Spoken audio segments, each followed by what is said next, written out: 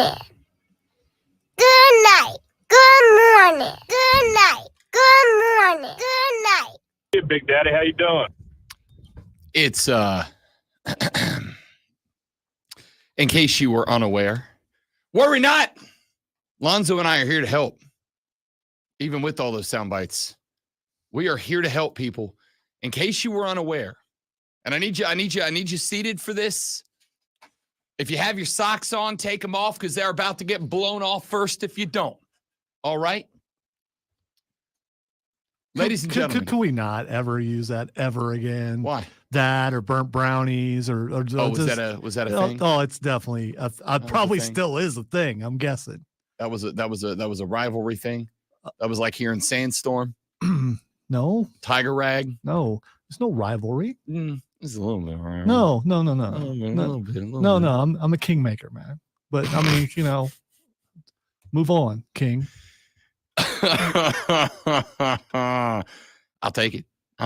Ladies and gentlemen, boys and girls, children of all ages, if you weren't aware, allow me to make you there. Allow me to take you there. It is football day in America, my dudes and dudettes. You have made it through a long, terrible, and treacherous offseason. You have waited, anticipated with a fire burning in your eyes. But it's here. Really? It's time. Really? Have you not been waiting, anticipating with a fire burning in your eyes? No, I mean, that song. Oh, okay, that's fine. I mean, I don't know about you, but I'm feeling 38 special today. So you're saying we're going to rock into the night? We are rocking into the night. Into the night tonight because football is here. We're going to feel like we're doing 80. All right? Because it's just adrenaline. I'm going to go ahead and warn you, not that you didn't already know this, not that this is going to be a surprise to literally anybody, but Robbie B is going to be a tired G tomorrow because I'm staying up late, baby. So you're saying that there are mornings when you come in and you're chipper because you've got a ton of sleep? I'm chipper most mornings, all right? I'm chipper most mornings, even if I'm faking it, which is some mornings for sure. But even if I'm faking it, I'm still chipper in the AM. I'm just going to say, I woke up today and there was a little pep in the step. There was a little hitch in the giddy up. If you get what I'm saying, if you feel me, if you pick up what I'm laying down, there was the air felt a little more crisp. The birds were singing a little more beautifully this morning. All right. I could smell the smell of fresh cooked Southern biscuits and gravy wafting across the upstate of South Carolina this morning. And maybe I was hallucinating all of it. I don't care. I elect you need to stay away from that or you won't fit in your suit, though. Listen, I'm going to go ahead and tell you, today's a special day. Today, my dear friends, today is a special kind of day. I woke up this AM. I want you to know this part's true. Most times the alarm goes off about 3:30 and then 3:33 and then 3:35 and then 3:37 and then 3:39 and then 3:45. All right? Man, if I were in that room. She hates it so much. I would be, I'd be pretty angry. She hates it so much, but here's the thing. There were one or two times where I didn't do that, where I just set one, and I'm going to keep it a buck with you for just a minute. It didn't wake me up. All right. So right through, or worse. And this has happened. I've recorded it before. There are mornings that the body wakes up and pushes snooze and the brain, it don't come online. You ever had that happen? You wake up and your phone, like, I don't know about you. If I snooze an alarm, my phone records that. And it says, you snoozed an alarm at 3:45 a.m. Yeah, I don't rely on the phone. I still use an alarm clock with a backup battery.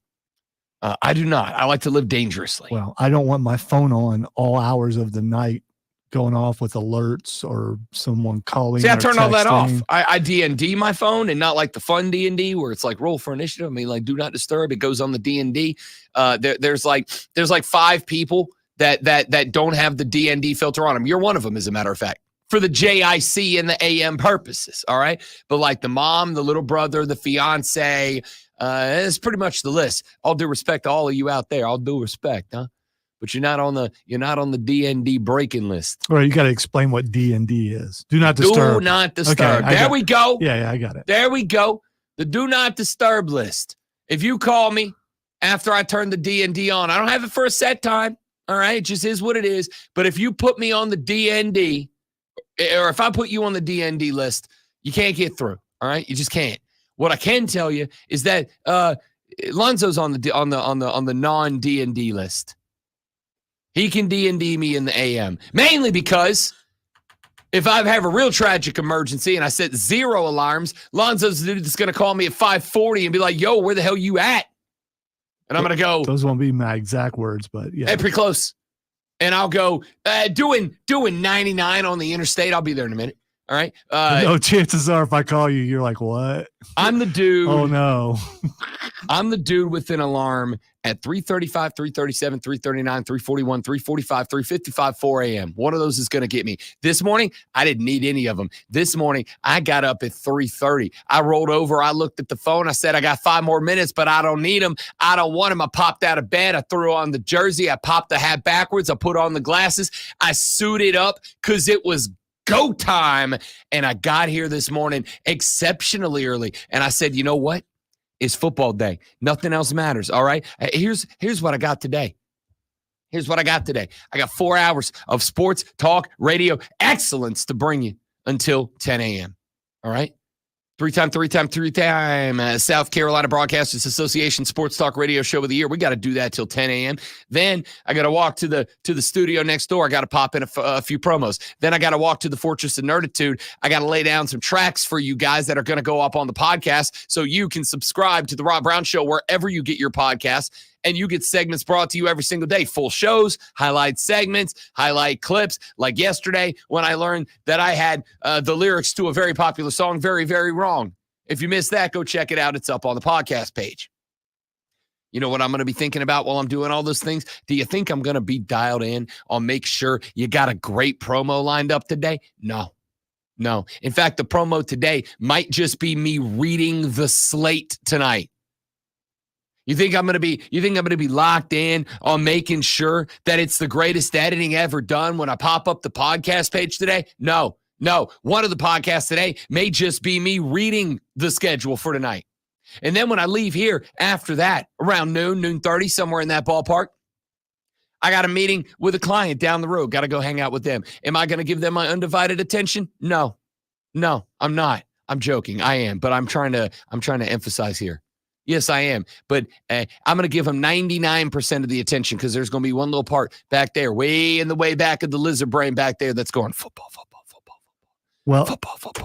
2-1. Robbie B takes the lead on a Thursday. I was just going to try to help you out and say if you talked football with the client, then football would be on the presence. I'm going to tell you right now, there ain't a Mo trucker in America coming across my presence today that I'm not going to go, hey, what do you think, Colorado minus 10.5 tonight? Or are we playing North Dakota State? What do you think? How are we handling this? All right.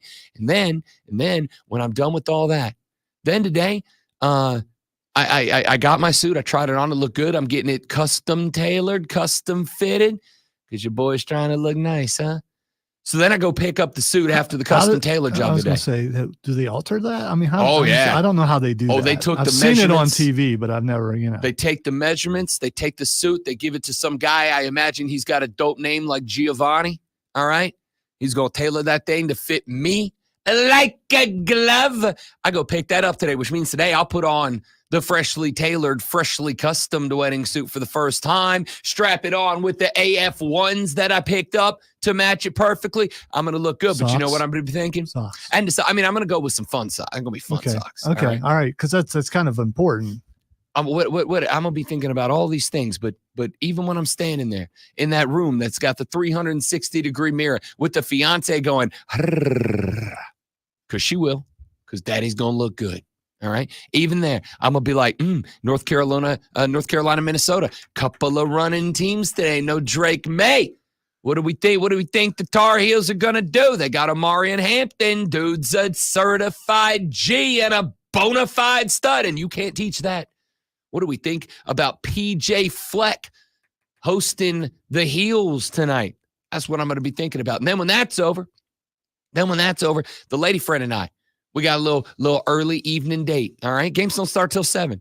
We got a little early evening date. We're going to go sit down. We're going to have a couple of glasses of wine as we kind of continue to wrap up. We got a little over 3 weeks left. 3 weeks, 3 days till we get married. We got details. I got to get the music down. We got to figure out where the chairs are going to be set up. We got to figure out what our set list looks like for the band. We got to figure out what music she's walking down the aisle to. I'm walking down the aisle to. We got to put all this together while we drink some red wine and eat some charcuterie this evening. Am I looking forward to that? With the lady friend, you're damn right I am. I sure am. But at the same time, Lizard Brain, right there in the back, little 1%. That's going to be sitting back there going, Coastal Carolina, no Grayson McCall this year. They got a second-year head coach coming on. They're on the road in week 1 out of Jacksonville State. That's a team that's up and coming in Jacksonville. Alabama!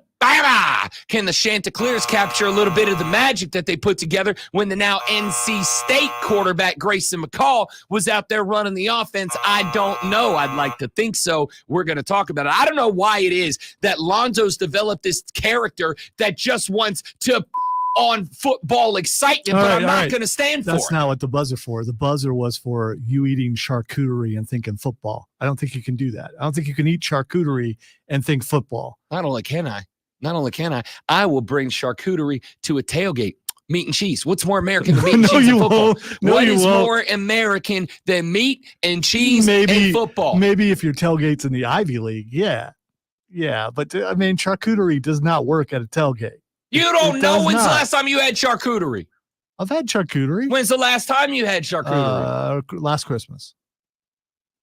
And you didn't give it your heart? It's not. I mean, dude, you're cutting up meat and cheese, putting it on a board. That's charcuterie. Right. You're damn right it is. It's meat. It's cheese. I'm a cold beer away from being the most American son of. I'll be like Kurt Angle levels of American up in here with some charcuterie. Correct me if I'm wrong, and you will. Charcuterie sounds French. So how could it There's be a American? lot of words we use that sound French. Croissant. They're still delicious. They're still delightful. Give me a Pillsbury crescent roll. You can work on Papua my day all you want. It ain't gonna work. It's just a charcuterie, man. Work. I was there with you till you did that. And I'm gonna have. They got too fancy. Some meat. I'm gonna have some cheese. I'm going to have some red wine. We think about football. But see, that's the thing. The night's not over with the charcuterie and the red wine because then I'm heading back to the house tonight. Then I'm going into the bro cave tonight. I'm putting the 75 and the 245s and the 35 and the computer and the other computer and the tablet and the phone because I got enough football to fill them all up tonight. And we'll have them all working this evening because – my dear friends, we have been waiting for this day for a very, very long time. And finally, the day has arrived. It is college football day in America. If you did not wake up this AM feeling real jacked, baby, if I may quote one of the great living Americans, Booker T. If you didn't feel real jacked, baby, when you got up this AM, I don't know. You need to see somebody. If your blood rate ain't spiked just a little bit, if your blood, if the excitement ain't coursing through your veins right now, if you're not feeling a little bit more American today than you did yesterday or the day before or the day before or the day before, I don't know who you are. I don't know where you're coming from, but you need to get right. You need to get in the game. All right, let me address the stream really quick. Brandon, Packers fans don't eat charcuterie. They eat chunks of cheese, man. And you can't, a big old chunk of cheese. Do you think Green Bay fans are just walking around with cheese wedges, knocking the edges off them? Yes. No. They absolutely are. You cut the pieces off the way. Green Bay fans are not in Lambeau hanging on to a cartoon character Mickey Mouse style wedge of cheese. Of course they are, absolutely are. And before they leave for the family, they cut pieces off the wheel. In Lonzo's head, every Packer fan shows up to Lambeau with a cheese wheel under one arm and probably like an old milk jug in the other hand, and that's what Packers fans are. Man, a full-on salami in the other hand. That's literally charcuterie. Yeah, but literally meat and cheese. It's not. You have to chop it up into fancy little pieces. So what you're saying is you can't say that what I'm saying isn't true because you're not. Have you been to Green Bay? I believe you said you've never been there. I've never been to Lambeau. Yeah, so I've seen it on TV. Okay, and I can tell you. So you've seen every part of my life. Lambeau. I've watched every Packer game at Lambeau, with a few exceptions over the years, and I can tell you for certain, if somebody was rolling around Green Bay, Wisconsin, and they were carrying a whole ass cheese wheel, they'd be on the front of Sports Center every Monday morning. You and I know a Packers fan. I guarantee you he eats big old chunks of cheese and doesn't eat no charcuterie board. I guarantee you're wrong. Guarantee you're wrong. You can't see some guy named Steve walking around with a big old chunk of cheese. I can. My man that you are talking about right now rolls up into this station on a daily basis in floral dress shirts. You think that man ain't not back at charcuterie board or 7? Come on, dude. You see, and I'm saying this with the utmost respect because I promise you, he's the only dude in the building that's got more floral patterned shirts than me. All right, I've been to his house. He probably does. Yeah, he has probably well catered charcuterie. Yeah. I mean, not only does he eat charcuterie, place. I'd bet you if you knocked on his door even any given day of the week, he'd be like, "Come in, we're having charcuterie." Probably fresh. It's charcuterie time. Fresh fruit too. 100%. Yeah, on the table. 100%. This cheese just came out of the cheese machine or whatever. In the guest dining room, not the real dining room. The guest dining room. The point here is, it doesn't matter what you're doing. If you're having a charcuterie day or you're having a yard tower of beer at your favorite watering hole day, or you're sitting on the couch at 6:30 p.m. in your PJs and your jammies because you work the night shift. Pickens County don't do charcuterie. I'm telling you, but they don't. Everybody does charcuterie. It's just Pickens County does not do charcuterie. The point. You're not even from Pickens County. Yeah, but I've been there before. I can guarantee you there's a tailgate going down next Saturday in Clemson, South Carolina, and somebody's got some damn charcuterie. No, there's no way. There's no way. By the conversation. way, no, we'll bring this up next week. I want a picture of someone at the Clemson tailgate party with charcuterie because I don't believe it. See, what this is Lonzo's got this vendetta against anyone who likes fancy things. Lonzo doesn't like the fancy. He doesn't like people who do like the fancy. I'm sorry, I've never been rich. I don't understand. You don't need to be rich to appreciate meat and cheese. In fact, if you're not rich, meat and cheese is literally all you're allowed to have, I'm pretty sure. All right? Lunchables are just charcuterie for kids. Did you catch that? He's pretty sure because he doesn't know because he's never not been rich. Okay, what you want? My dad worked hard to get me good charcuterie. I'm happy. All right? I'm happy for you, too. The point here is, we can fight about charcuterie and red wine, about tall towers of beer, about pizza and burgers and wings. We can have whatever you want. The point is, tonight, 6 p.m., we're kicking off with a little state college in New Jersey, the Rutgers. And then we go into NC State and Wake Forest in the 2017 national champions UCF Golden Knights. It's all on tap because it's football day in America and football day on the Rob Brown Show in the Fan Upstate. My world. Out of the gate. Be right back. Y'all stay right there.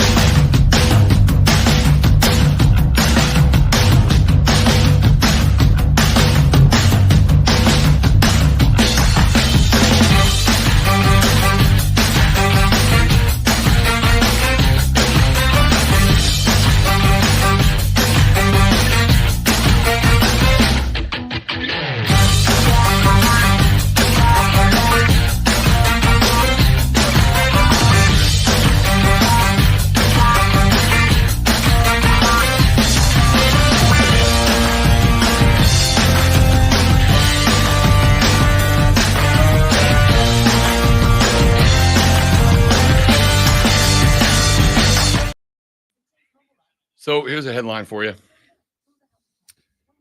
The Yankees turned an 8-6, 2-3-2, 4-5-4 double play last night.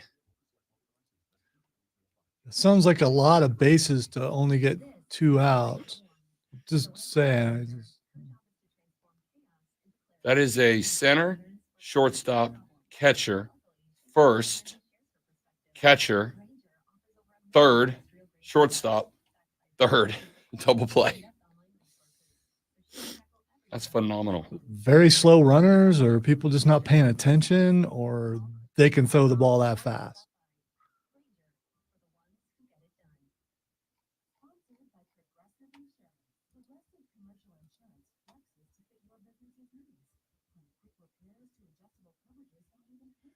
And we were rocking into the night, rocking into the night.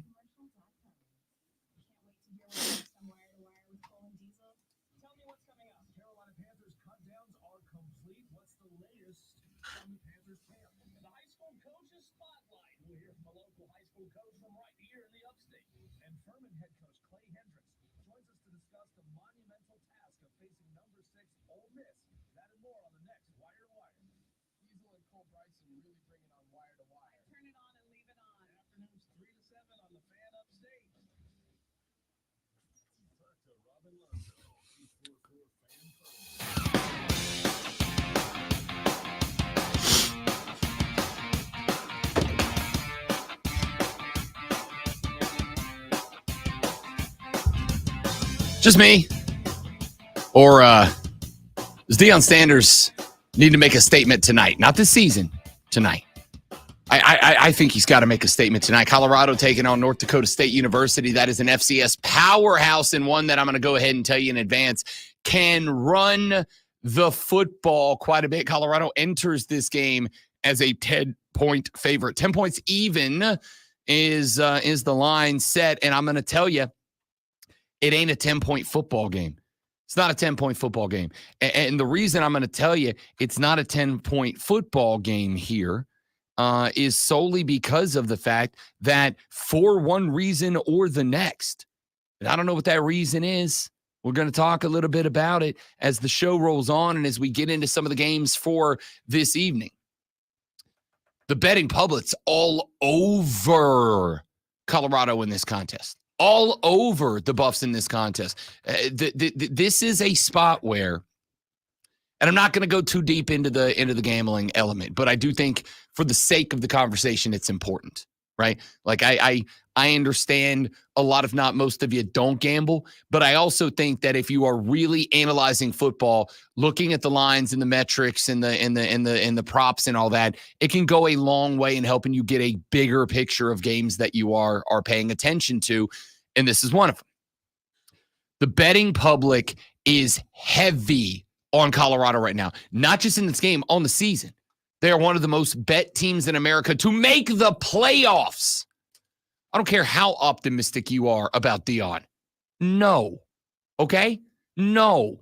It's not happening. 4 games, they won 4 games last year. You think they're going from 4-8 to 11-1 to 10-2? And oh, by the way, in the Big 12, which I told you yesterday, the Big 12 is going to be one of, if not the most parity-filled conference in college football this year.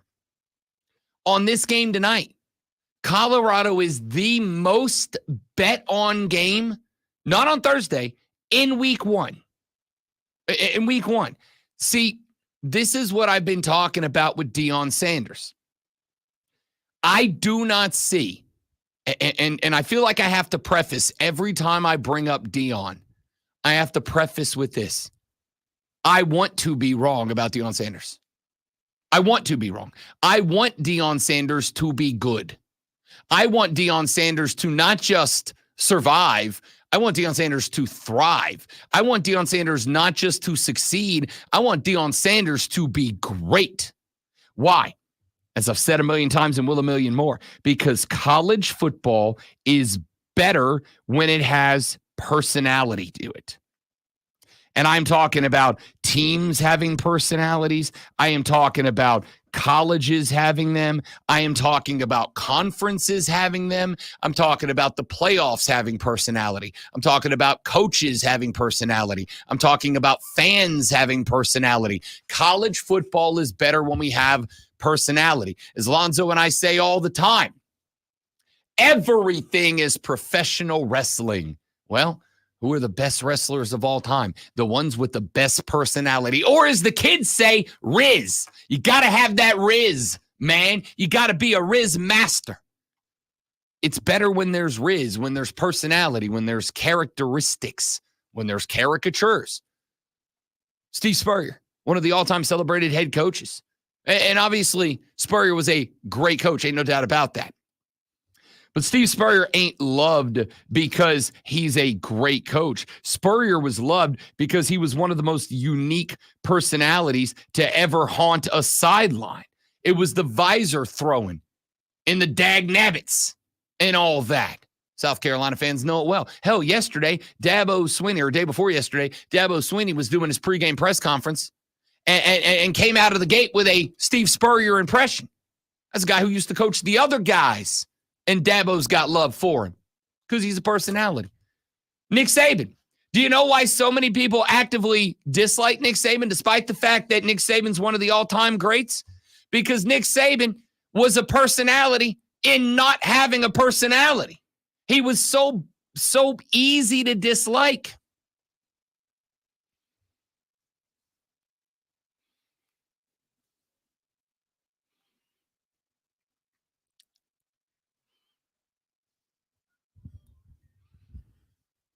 Are you accusing me of going overboard in my Just wait for it, dude.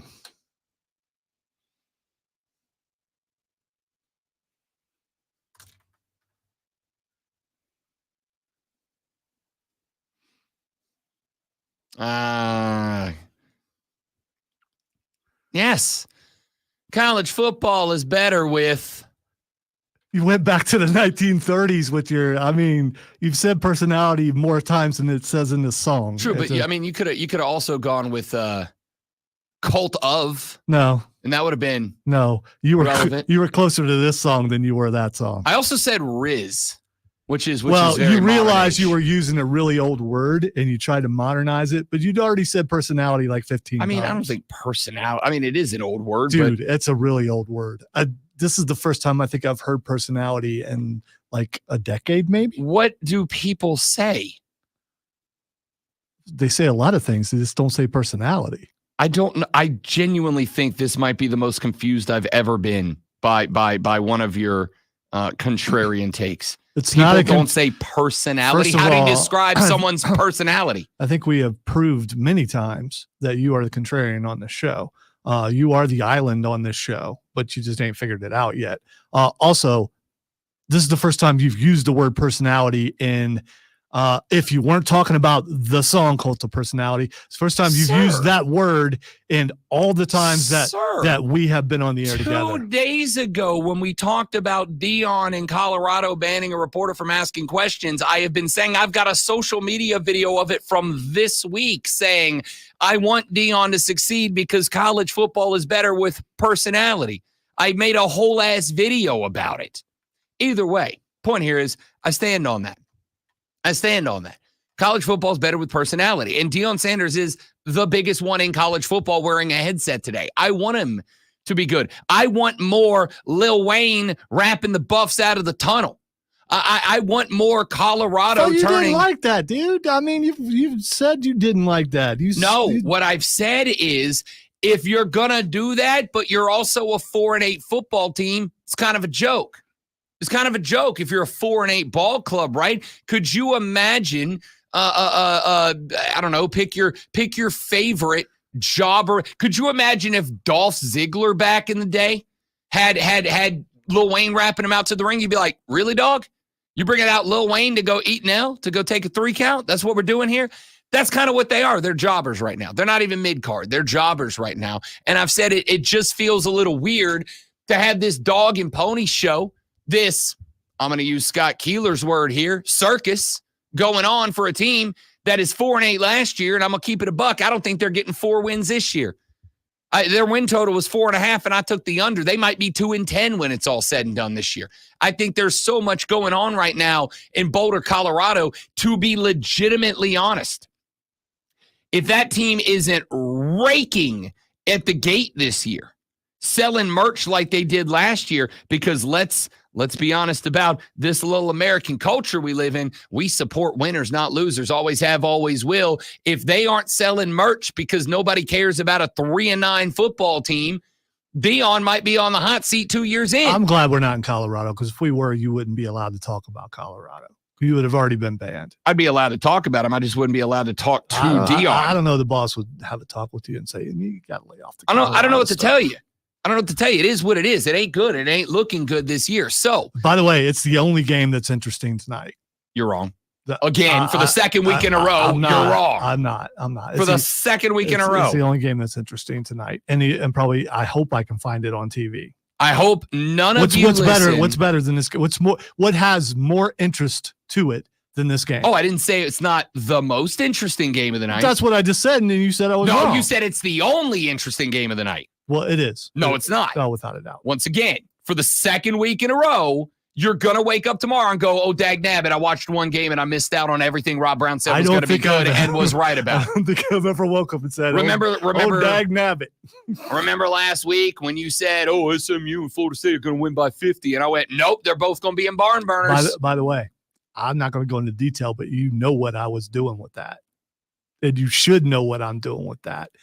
I'll tell you off the air. I mean, if your goal is drive attention to it, I don't think you need to. I think there's plenty of games here that are good and attention worthy. North Carolina, Minnesota is going to be a slapper as well. Coastal Carolina on the road to Jacksonville State is going to be a great football game. All right. Point here, though, is to me, dude, why do you watch football? You clearly don't like it. You clearly aren't a fan. I like good games. I like watching teams that matter and factor into what's going to happen at the end of the year. This is why that's people. What I like. You know what? If you want to say I'm a conceited fan, that's fine. That's fine. Oh, I definitely will. But I am a casual, so that's what casuals do. All right. Well, those of us who know and love ball are going to talk about this slate today. Lonzo's going to sit over there and snicker at it because he's better than us, and we know it. So I want to finish this Dion conversation when we come back, because this game is deadly to the future of one Deion Sanders if he gets it wrong. Interesting game. We will talk more about it when we come back. Rob Brown, Lonzo, and you. The Rob Brown Show rolls on. It's the Fan Upstate.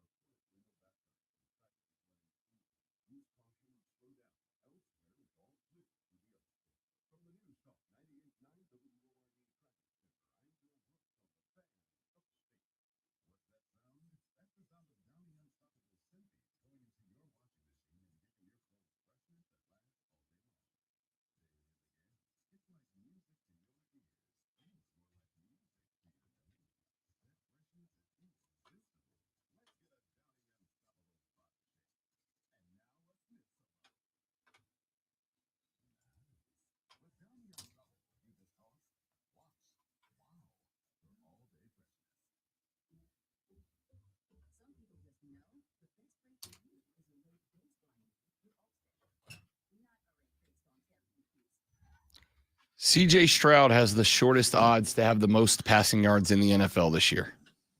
He has better odds than Tua. I lied. He has the second shortest. Patrick Mahomes has the first. Just think the Panthers could have had him. Mahomes minus 550, Stroud minus 600, Prescott minus 750, Burrow minus 8. Stroud's receiving core got better. Jared Goff minus 750.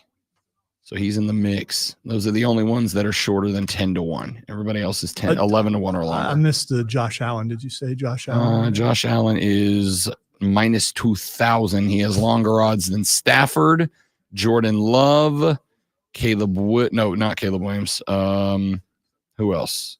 Kirk Cousins, Anthony Richardson, and all the people I mentioned already.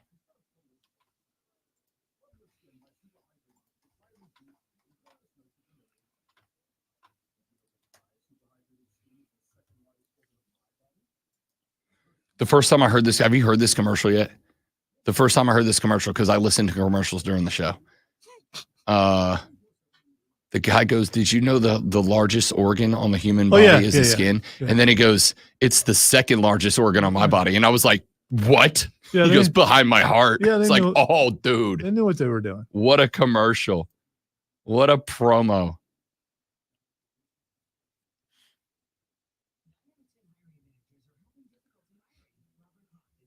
That's a large man trying to run fast. Marcelo Zuna's big ass. He's just thick. He is they call him the big bear. I'm not saying he was slow. It just looked like it was a little bit of a struggle. Like the struggle I had just trying to walk to the bathroom.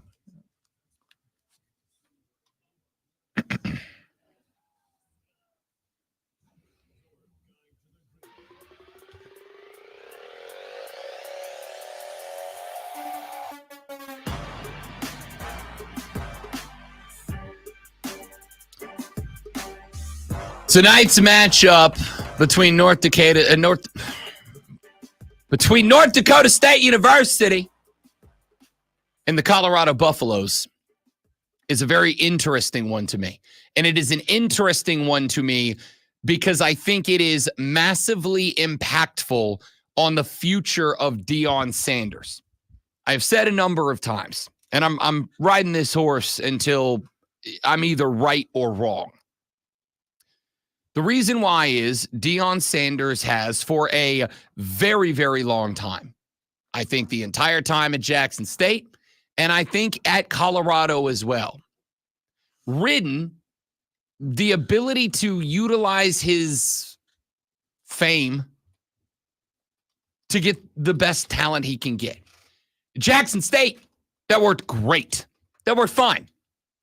Because the competition that he was up against in other HBCUs, against lower FCS caliber teams, my man was able to go steal guys like Travis Hunter away from Florida State and just roll out enough D1 talent in that spot that other teams at the same level of competition that did not have the celebrity of Deion Sanders were unable to keep up.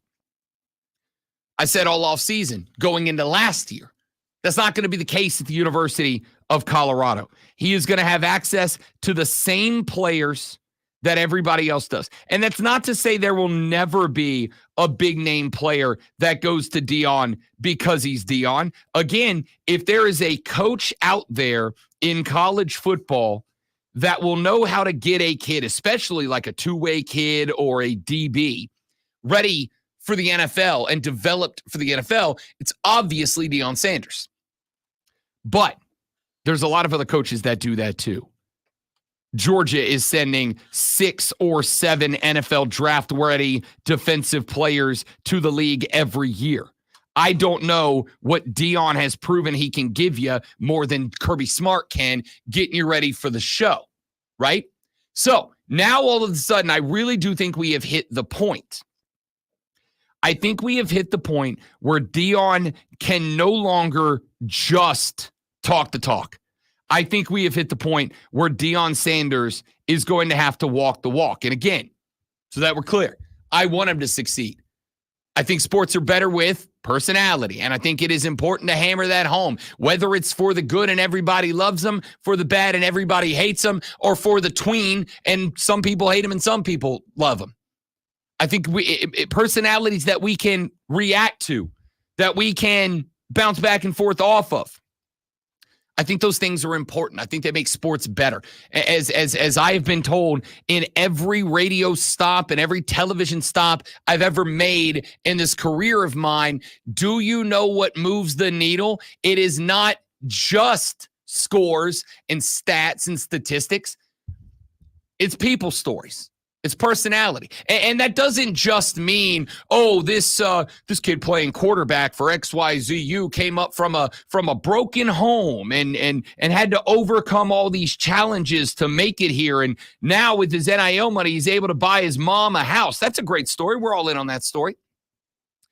I'm also talking about the personality of the people who talk about these things. I'm talking about your conversations with me and Lonzo and Diesel and Cole and all the other voices on this station and across the network that we carry. Those things are what makes sports great. I could come in here and give you every Monday a 4-hour show that does nothing at all but read you scores and stats. But you don't care about that. You want the stories behind the scores and the stats. You want the opinions behind the scores and the stats.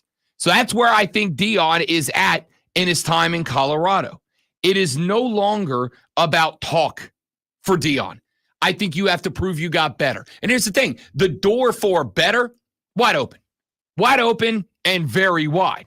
You got to win 5 games to get better. And if you can do that this year, then I think all this goes off. But here's the problem. The problem, I think, at this point is that you have talked so much. There has been so much conversation about this team in terms of what can Deion do, in terms of the controversy around barring a columnist. And by the way, I learned this morning. This is not the first time Deion's done it before. Not the first time. He has also in the past barred a local television reporter who covered a team for the local CBS Sports affiliate, barred that person from covering the team. And that person was dramatically less, let's say for the sake of conversation, insulting about what they had to say about Deion and his team. It was just a lot more hyper analytical, I think is the word that I'm going to go with here. There was a lot more deep diving into numbers, all that, and Deion didn't like it. So he banned that kid too. This is not the first time that this has happened. Did he also bolster? I mean, he bolstered the ranks of reporters that he's told aren't allowed to ask questions. So I think for me, as I pointed out earlier in the week, and I am actually in the process of cleaning up a video that I hope to have posted this evening before the game kicks. I wanted to get it done yesterday, but I just ran out of time before I filled in on You Better You Bet last night on the BetMGM Network. And we talked a little bit about this as well. BetMGM Network. BetQL Network, sponsored by BetMGM. There we go. I can do this. I'm a professional. Get off me, dog. I'm in the process of making a video about this. And the video says something very similar to a column that I wrote and posted earlier this week at thefanupstate.com. It is still up if you would like to go read it. It's just a more in-depth look at what I'm talking about right now. But basically what I said, and you can disagree with it or you can agree with it. We can have a conversation, or you can do what some people have just said and said, Rob Brown, you're an idiot and you're wrong. And I'm good with whatever. At some point I'll be proven right or wrong, and I'll live with it one way or the other. But what that article said and what this social media video that I'm going to post hopefully this evening is going to say is this. The actions taken by Deion Sanders and the quotes from Deion Sanders and the behavior of Deion Sanders does not come across to me as a competent, confident, in charge college football coach. It comes across to me as a guy that does not have control of the program, It comes across to me as a guy that does not have answers to the tough questions. It comes across to me as a guy who recognizes that maybe the criticisms being levied against a program that he is being paid a buttload of money to coach, maybe those criticisms are fair. Maybe those takes aren't outrageous. You know, sometimes, and this happens in just about every element of life. Sometimes you look at person A or entity A criticizing entity B, and people look and they go, "Wow, that's a little bit harsh, ain't it? That's a little bit rude, ain't it?" And then a month or a year or a month or a decade later, something comes out that proves that every word of that criticism was spot on correct. Every word of that criticism was spot on accurate. And I wonder if there's not a little bit of Deion looking at this situation and going, they're right. I don't have answers.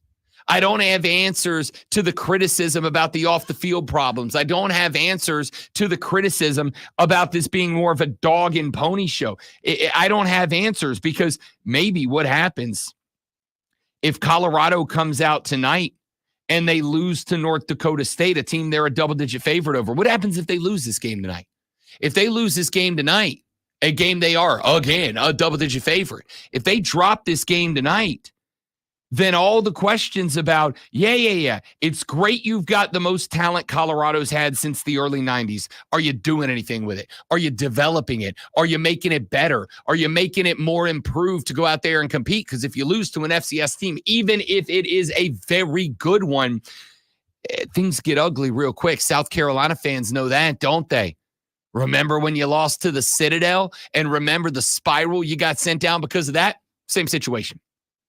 Except the difference is Deion is out there running his mouth every week about how nobody understands but him, and only they have each other's back, and nobody else matters. Well, I got news for you. You don't have to like it, but yes, they do. Your fans matter, and your people that sign the paychecks matter, and all the people that give a crap about your team matter. And so if this team comes out tonight with all the talent that we know they have, with talent coming out of the portal, with a minimal amount of talent that Deion recruited himself, with all that has happened over the years, the 2 years that Deion Sanders has been in charge here, if this team comes out and loses this game, and I am telling you right now, there is absolutely a chance that they do. If they come out and they lose this football game tonight, then everything that Scott Keeler said that got him banned from asking questions to Deion about the program, all of that, now it's accurate. Now it's accurate. And if all the things that Keeler said were accurate and got him banned from asking questions are proven accurate, then guess what happens? Everybody else goes, that guy was right. That guy was right. And Deion hammered him anyway, which says to me, Deion's a guy for being the most confident man wearing a whistle anywhere in America this year. Deion's scared. Deion's scared. Deion's nervous. Deion's apprehensive because Deion's getting a lot of money to do this, and he's failing. And Deion's not a guy that's used to failure. We know that. We know that. We know that. He's also a guy that has used natural-born talent and celebrity to get him everything he's got. Nothing wrong with that. I don't hate the player nor the game. I'm good with it. But if it doesn't go right for Prime this year, and Scott Keeler, all the questions and all the criticisms that he asked and he levied about this program suddenly have weight, then I think the shine comes off the apple for Prime. And Colorado's got to start asking themselves, when do we start asking questions about this being the right fit or not? I hope Deion succeeds. I have been #influenced. I own the Deion Sanders sunglasses. I have tuned in for more Colorado games in the past 1 year than I did for the past decade and a half before that. I am Team Deion. I hope Prime succeeds. I want to party with the Buffs. I want Colorado. I want Boulder, Colorado to become a place that joins my bucket list of stadiums that I have to see. in the next couple of years. I want an excuse to bring the lady friend out to Boulder to go spend a weekend up in Aspen and also hit a Buffs game while I'm there because of Dion. I want all those things to happen. But I'm looking at a program that Dion's coaching strategy is go be bigger, stronger, and faster than the other guy. And I got news for you. It don't work that way in the Big 12. Certainly don't work that way if you make it into the playoffs one year and you got Big 10 and SEC teams waiting for you on the other end of the pipe. It's not how it goes. And if that's not how it goes,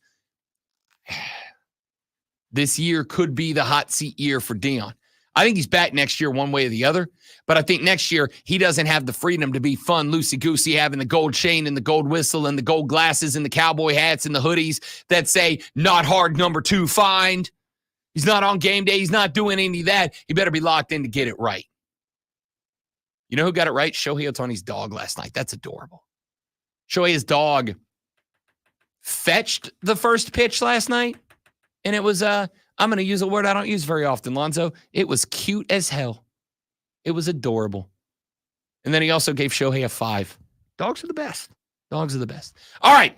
I don't want to call him the Deion Sanders of sports flashes because I think he's better than that. So I'll say the Bear Bryant of sports flashes.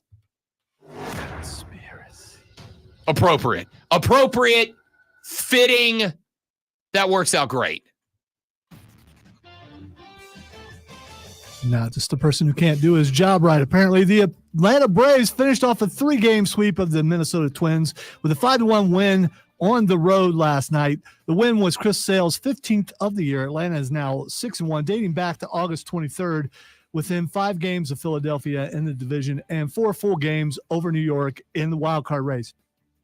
College football week 1 begins tonight with a handful of top 25 teams in action. Number 24, NC State, will host Western Carolina at 7, while number 11, Missouri, hosts Murray State at 8, the same time as number 22, Kansas, hosts Lindenwood. Yeah, that's actually a school. And Big 12 favorite, number 12, Utah, squares off with Southern Utah at 9 p.m. Tune in Saturday at 5:30 as Furman Paladins get their college football season started as they take on the Ole Miss Rebels. It's Furman versus Ole Miss right here on your home for Paladins football. The Fan, Upstate.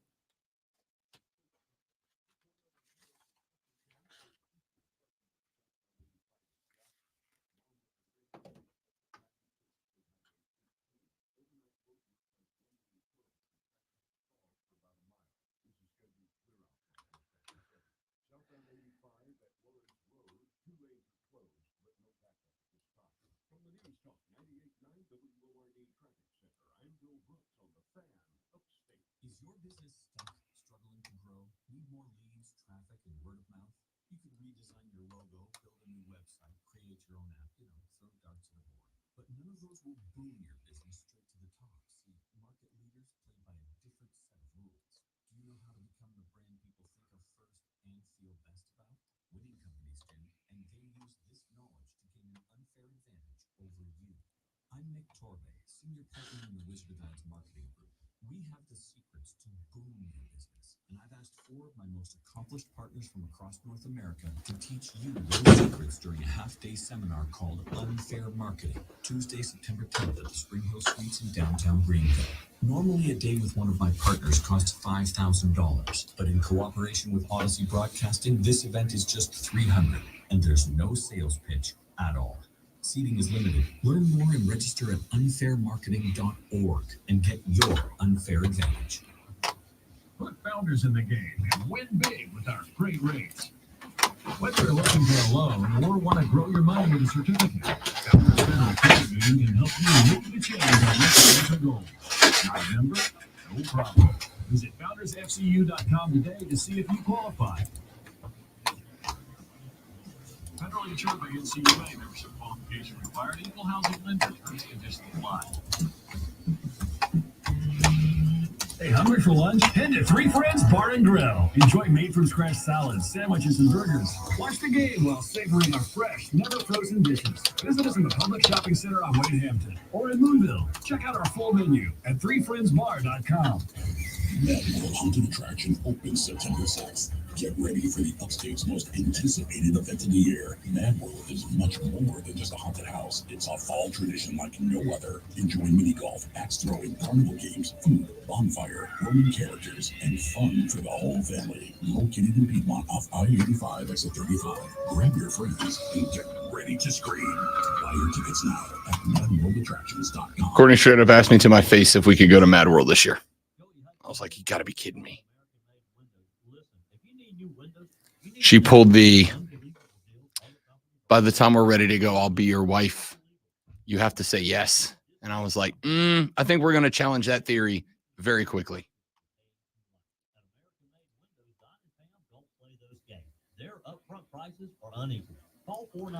If you need me, I can be your support animal. I'm just going to hide behind you.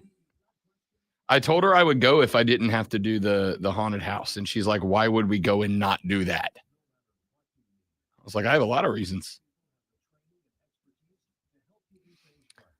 There is a trick to get through any haunted house. The no scare medallion? No. There's a trick to get through any haunted house. I'm not going to say it on the air, but there's a trick to get through any of them without being jump scared. I've been told be the first person. Again, I'm not going to say how because I don't want to ruin stuff for people because I've done it a bunch of times. Is it be the first person? No, it's not.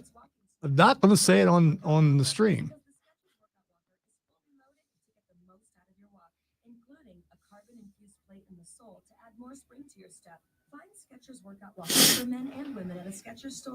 It's actually, all right, I'll go ahead and say it. It's something that you can't do.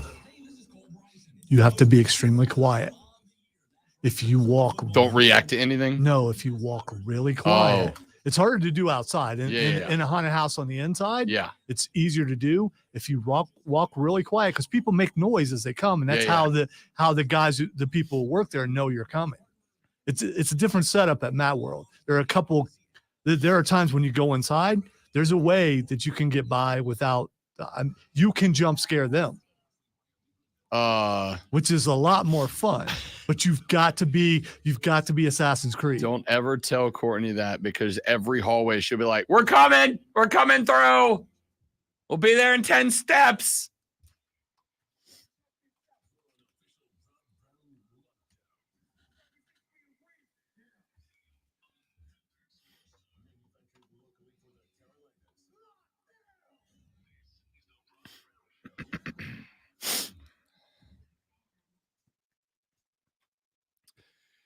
Here we go with our number 2. You are not mistaken, ladies and gentlemen. It is 71 degrees outside. It's going to be hotter than Hades outside later, but right now, there's a little fall chill in the air. You may have noticed when you opened the windows and the doors this morning that perhaps the birds were singing a little more Disney-esque outside this AM. You may have noticed when you made your breakfast this morning that it smelled a little more flavorful and tasted a little better than it usually does. You may have noticed that your partner was in just a little bit of a better mood than usual. You may have noticed that just everything in the world is better today than it was yesterday. You may have noticed today that life is awesome. You're not wrong. No, you're not hallucinating. No, you are not under some sort of spell. No, you are not in any way, shape, or form cognitively compromised. No, friends. Today is football day in America. Week number 1 in the college football season gets underway. We've already had a quad box of games last Saturday. We've already had a big-time top 10 upset with FSU falling to Georgia Tech. We've already had a dark horse prove that maybe we were all wrong about them in MU. We've already had a whole lot happen in just 4 games. And tonight we got like 20 games on tap taking place around America. Now, I will acknowledge that while the week 1 slate, in my ever so humble yet frequently correct opinion, is pretty good overall, I'm happy to acknowledge that tonight's contest maybe not the most appealing. But I'm going to take all the competitive football I can get, and we've got 4 top 25 teams in action tonight. The NC State Don't Turn Your Back on the Wolfpack fire up at 7 p.m. on the ACC Network when they host Western Carolina. The Mizzou Tigers out of the SEC, the number 11 team in the country, they're hosting something called a Murray State this evening. The number 22 Kansas Rock Chalk Jayhawks are hosting, and I'm going to tell you for honest, I don't think I've ever heard of the Lindenwood Lions before. The Lions. I don't know who Lindenwood is. I don't know where Lindenwood comes from. I don't know honestly, I don't know anything about Lindenwood. Apparently, they're in the Ohio Valley Conference, the OVC. So I learned a thing today, but they're on the road at the Kansas City Jayhawks tonight.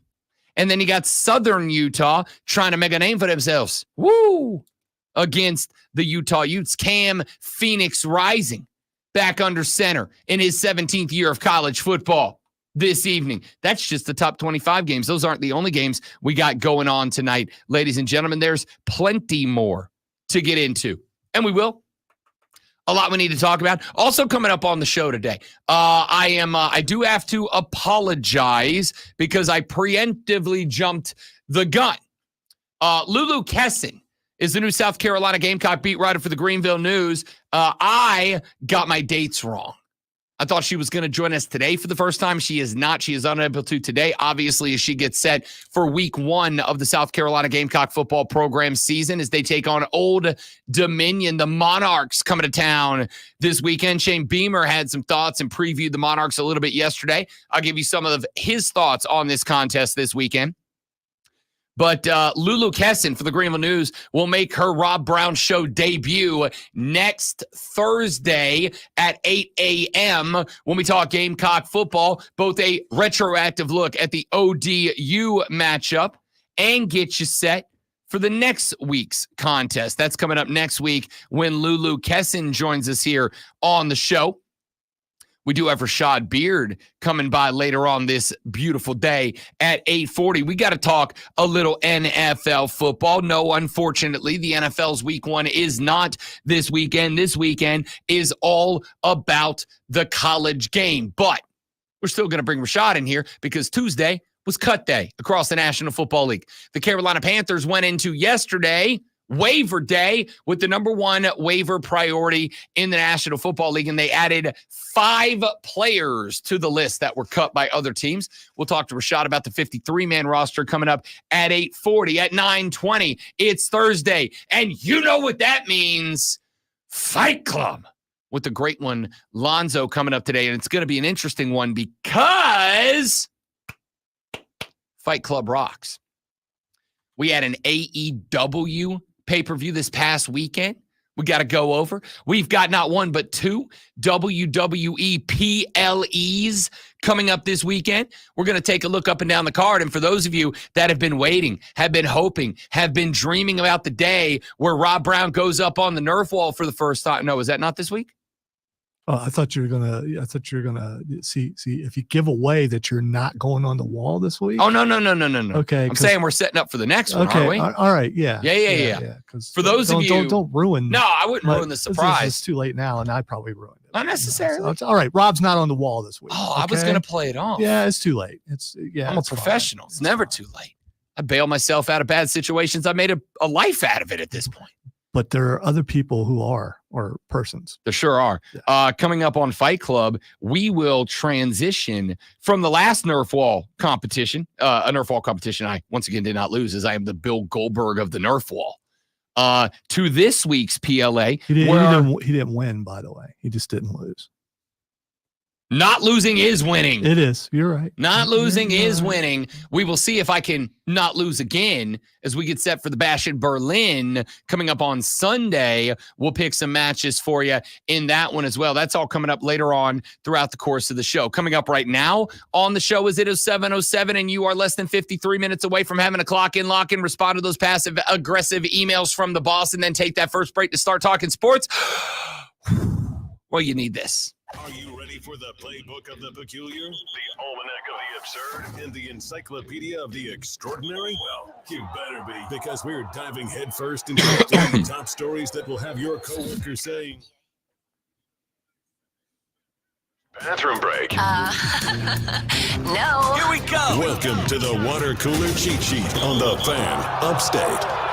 It is the Water Cooler Cheat Sheet, the top 3 sports stories you need to know before you get to the office and start talking sports with your coworkers or whoever it is you'll spend the next, 8 to 9 hours of your day with. If you're going to do that, you need to know what's going on. So we present to you the Water Cooler Cheat Sheet. Let's get to it with item number 1. Caitlin Clark is the prophecy. She is the prodigy. She is the real deal, and she proved it again last night. Another record in the books. Not yet. Not yet.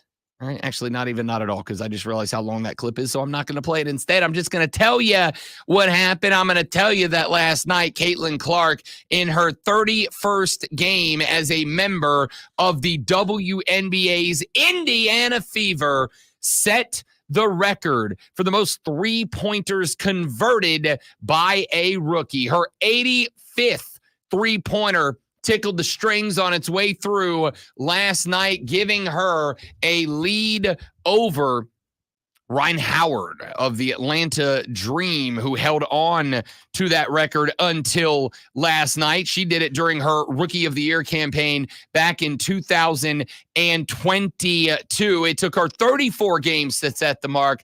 It took Caitlin Clark just 31 in the win, an 84-80 victory over Connecticut. The first time the Fever have knocked off the Sun since 2021. Caitlin Clark was joined in the history books by teammate Kelsey Mitchell, who became the first Fever player to score 20-plus points in 5 consecutive games in that win. It also ended the 11-game losing streak that the Fever had to the Sun. It brings the Fever to within 1 game of 500. They are 15-16 after starting the season 1-8. They are 12-6 since June 10th. It is the 3rd best mark in the WNBA over that stretch, trailing only a couple of championship contenders in New York and Minnesota. Indiana closing in on getting its first playoff berth since 2016 when it finished 17-17. The Fever are right there in that same range. The Sun fell to 22-8 after losing to Indiana for the first time since early July back in 2021. Clark finished the night with 19 points, 5 assists, and 5 boards. She became the first WNBA player to have 6 consecutive 15, 5, and 5 games. It was her 10th game in a row with at least 15 points and 5 assists, tying Phoenix's Diana Taurasi back in 2010 for the longest such streak in league history. Clark's three-pointers gave her 88 on the season when the game reached triple zeros. It's the 31st game of the season, as we mentioned, outpacing Ryan Howard, who did it in 34. Clark has also previously set the WNBA record for rookie assist in a season this year a couple of weeks ago. Clark has been very, very good, is still selling out the arenas, and is continuing to etch her name in the history books of the WNBA. Let's get to item numero dos.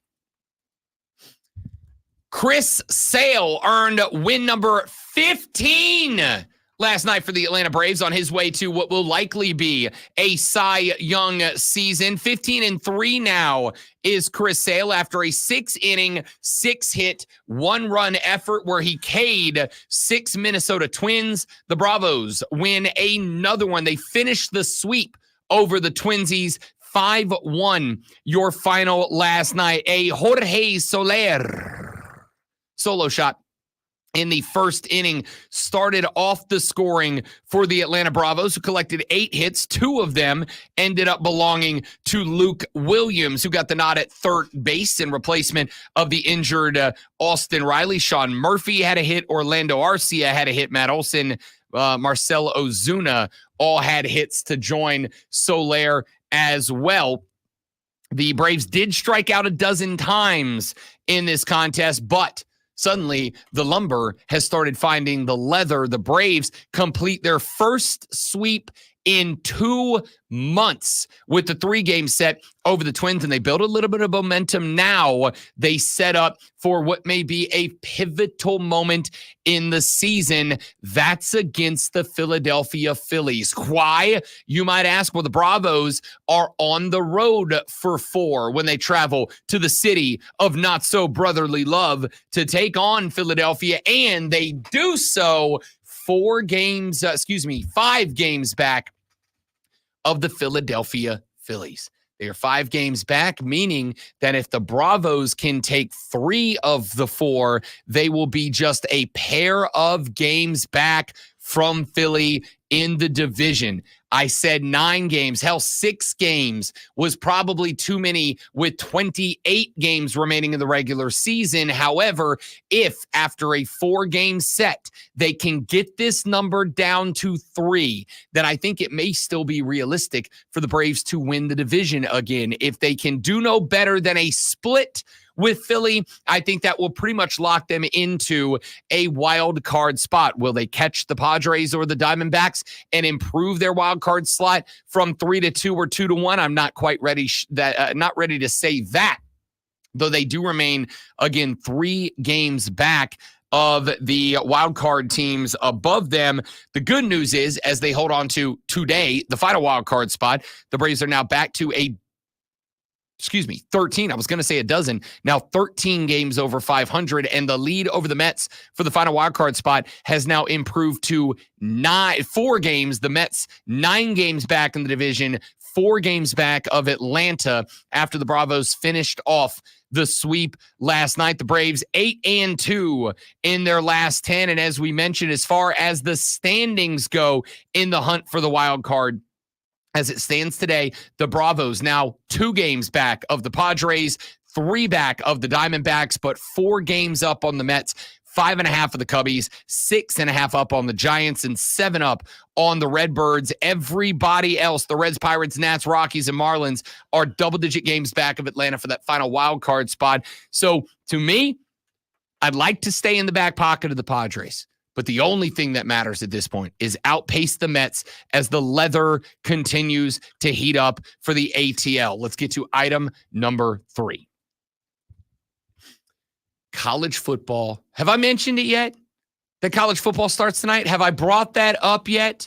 That college football starts tonight? If I haven't, don't worry. It's item number 3 on the water cooler cheat sheet. We get it underway out in the Big Ten when Rutgers, noted Midwestern team from New Jersey, Rutgers gets started at 6 tonight. They host Howard, the Howard Bison, coming into town on the Big Ten Network in Piscataway, New Jersey. Then at 7:00 p.m. on the ACC Network. Western Carolina is at number 24, NC State. On the ACC bonus page, North Carolina A&T travels to Wake Forest. Your 2017 national champions, the UCF Golden Knights, play at 7 p.m. against New Hampshire. That's on ESPN+. A couple of other games that may be of some interest this evening. Arkansas is at War Memorial in Little Rock tonight. They'll be hosting Arkansas Pine Bluff. That is at 7:30 p.m.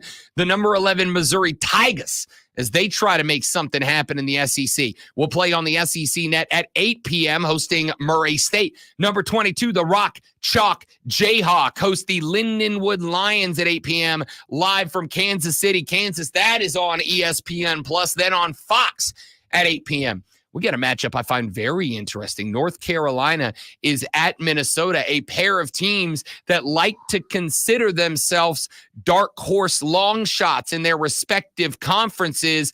One of them is eating an L out of the gate. That game's at 8 o'clock on Fox. North Dakota State at Colorado. Can Coach Prime turn the offseason around and get a win out of the gate. They host the FCS, but very talented North Dakota State Bison. That's at 8 o'clock on ESPN. The Coastal Carolina Chanticleers are at Jacksonville State down in Jacksonville, Alabama at 8 o'clock on the CBS Sportsnet. And then we wrap it up this evening with our final ranked team in action. The number 12 Utah Utes, Yana, will square up with Southern Utah at 9 p.m. tonight from Salt Lake City. That game will be on ESPN Plus as well. College football gets started this evening, my friends. When we come back here in just a minute, we've talked a lot of Clemson Tigers so far this week. What do you say we flip it up and we go the other direction? Let's head east over to Columbia, South Carolina, and talk about the Gamecocks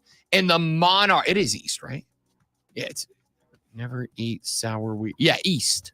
Southeast? Southeast. I'm going to say southeast. East, southeast. It's more south than east. So south, southeast. Anyway, we're getting on the interstate and we're going that way to Columbia, South Carolina. We'll talk some Gamecocks and Monarchs when we come back on the Rob Brown Show in the Fan Upstate. QC. All right, guys, quick live, and we're back. Stay right there, dudes and dudettes.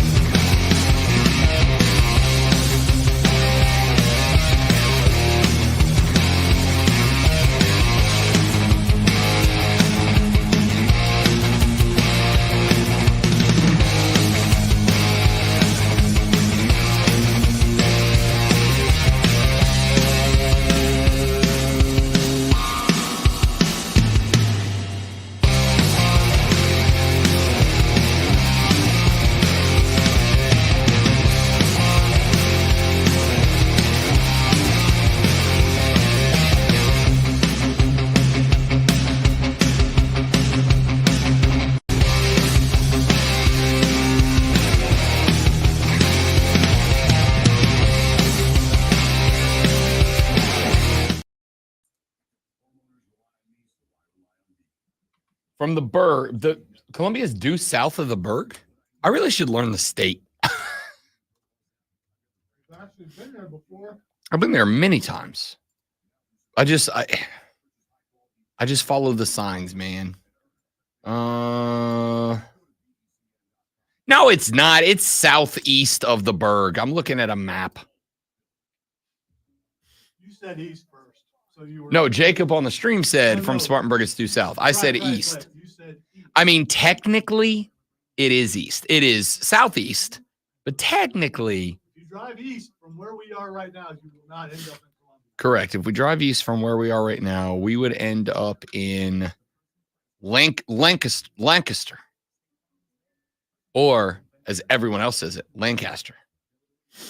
Let's see. If you do straight east, you would end up tracing the North Carolina, South Carolina border.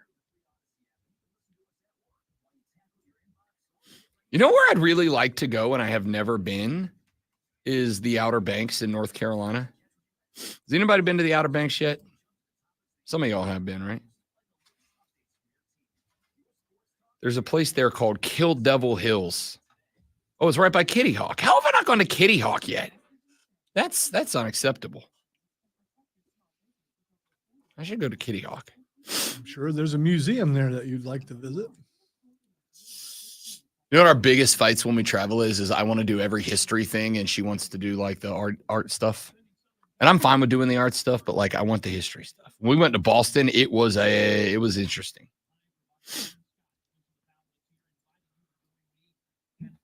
New life in the next break. New life in the next break. Ba-dum-ba-dum, ba-dum-ba-dum-bum, ba-da-da-da-da-da-da-da.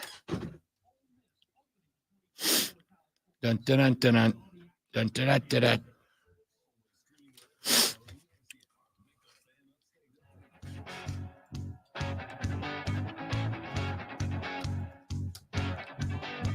South Carolina opening up the season this Saturday at home. Hey, let me ask you a South Carolina fans question real quick. Somebody last night, I think it was Brad Crawford last night on X, said that South Carolina should open their season on Thursdays. Was that like a long-standing thing for the Gamecocks? Were y'all a play every opening Thursday team? I don't know.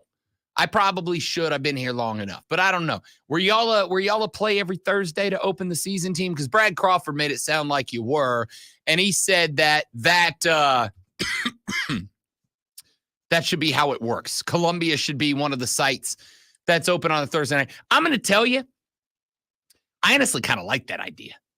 I really do, because and again, I'm not. It's going to come across this way, and the Clemson message board's going to fire up here. Willie B at night is on par with any other stadium I've ever been to for a night game. See, that's the thing. That's why you want to start college football season off with a team like South Carolina or any other team that looks really good at night. Yeah. I haven't been there since they put the LEDs in because I'm busy on Saturdays. But I hear it's amazing, and I've seen it on TV, and it looks really cool. It looks phenomenal on TV. I mean, it was already cool before the LEDs, but with those, it looks awesome. Yeah, and like a lot of schools are going to them, but like I've seen a couple of the schools that have put in the LED light displays, but if you don't have the environment around it, right, it's just flashing lights. But you put the environment around it that you can feel the stadium bouncing, and then you have the light show, and I think there's something to that. I think if I asked you, and we're not going to stay here, I just wanted to bring it up because I saw that tweet last night, and I was curious about it. What if I asked you to name the stadiums, not rank them, just name them? What stadiums would you say are the best nighttime atmosphere? I think LSU's got to be on that list. I think South Carolina's going to be on that list. I think who else has to be on that list? And I'm talking where it's clearly better at nighttime, right? I don't think Ohio State goes on that list. I think Ohio State's night and day games, they both bring an environment. Penn State, Happy Valley. I think you can play a noon whiteout game and it's got the same gas as it does if it's a 7 p.m. whiteout kick. Willie B, in my experience, and I've been to 5 games so far since I moved here, I will say the same thing respectfully about Clemson. It is not a bad thing. It is fine. I think Clemson has the same gas in the daytime that it has in the nighttime. I think there's a little something special about nighttime in Willie B, or at least different than a day game. And I'll say the same thing about LSU. I'll say the same thing about Tallahassee. Day games in Tallahassee stink. The juice just ate there in Tallahassee in the day. It's better at the night. The Swamp, same thing. Ben Hill Griffin Stadium in Gainesville, Florida, and I'm using these examples because I covered them both and I went to a lot of games at both when I did.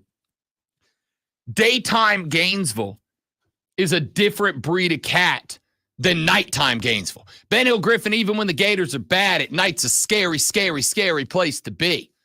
Daytime is not so much. I mean, it's still loud, but it ain't the same. John Dog says Virginia Tech at night hits different. I actually agree. Virginia, Enter Sandman at noon is one thing. Enter Sandman at 7:15 p.m., it hits different. I'm not going to disagree. I like that one, John Dog. Good take. Texas says, we played several Thursday night openers in a row when Spurrier was here. Okay. All right. I'll be straight with you. I wasn't here yet. I don't know is the answer. All right. And I'll say the mean thing now so the Clemson fans can get off me a little bit. You didn't really register all that much in Florida, right? You registered when Florida played you, but outside of that, not a whole lot. So I don't know, but I would agree. I was going to say probably registered when Florida got beat by South Carolina. That it did. Maybe that registered it did. when South Carolina beat Alabama. That it definitely did. I mean, that one caught some attention down on the airwaves in the Florida Panhandle for sure. Texas said Wisconsin, and Camp Randall's that way too. I don't disagree. The Badgers got a little something special when the sun goes down. I don't disagree with that. Texas said South Carolina can take the L on a Thursday or a Saturday. Don't matter to me. Yeah, I get that. I like that. I like that text. All right. Disappointing year last year for the Gamecocks. To that text, or do you have your flag up now, or are you just going to wait till after Georgia beats you? I'm just curious. I tell you, Georgia's missing. We're going to come back to this one because I do think it's important. Here's a question I'm going to ask later in the show. If Georgia does not suspend ETN for game number 1, if they go, yeah, he's going to be suspended, but we kind of really need him this weekend, so we're going to suspend him, but not this weekend. What's the reaction? And it does bring up another conversation that I want to have because of a texter that sent me a text about the Dion thing earlier. Does public perception of your school, is that something you care about? Like, do you care about it? Because I know a lot of fan bases do, and I'm starting to get the impression a lot of fan bases maybe don't. So I want to talk about that because I think that could be something that bites curb if ETN plays this weekend. We'll talk about that coming up in a little while.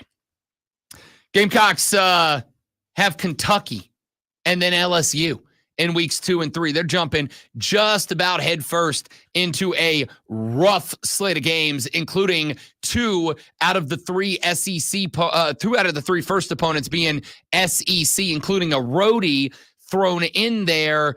I think you got to play really well against Old Dominion on Saturday. This is the best time to jump into the SEC, though, doing it early where people don't know. You got a brand new quarterback, got a bunch of brand new players, don't know how they're going to be. And so you might be able to catch, should be Kentucky, you might be able to catch LSU early.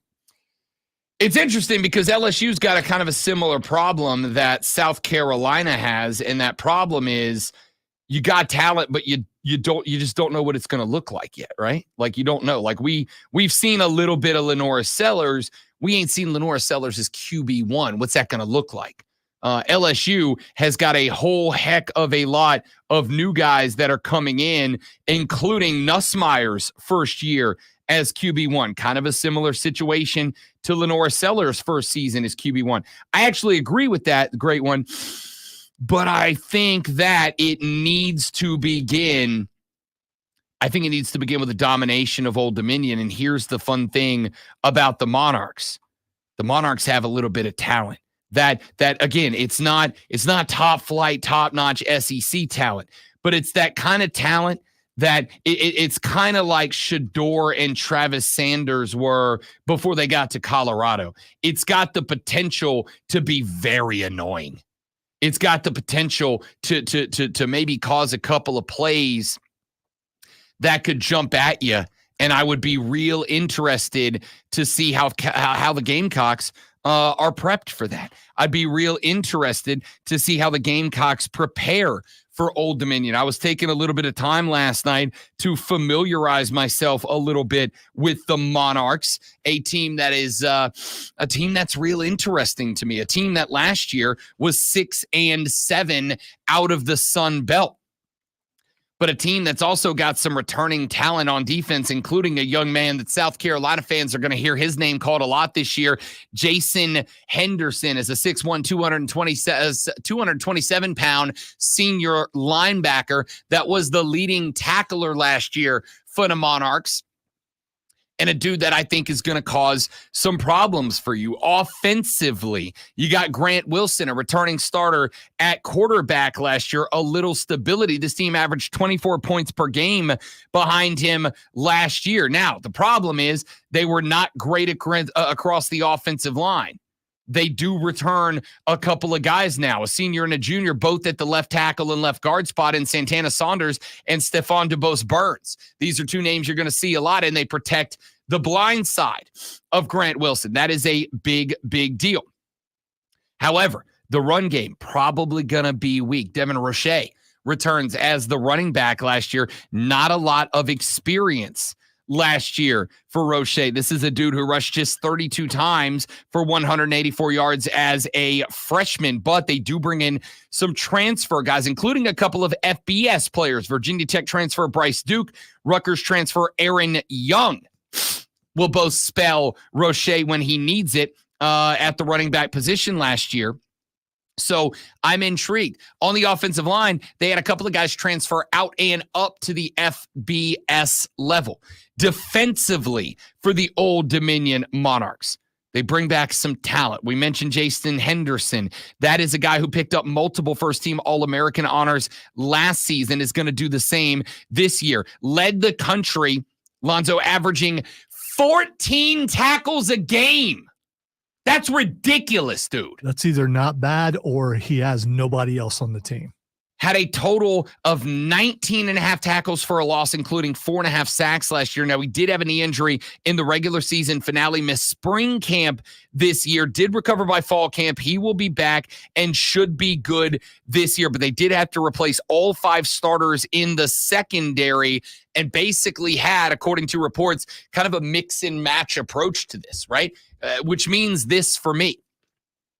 The secondary for the Monarchs is beatable, but you're going to have to adapt on the fly because they're going to throw a lot of different looks at you.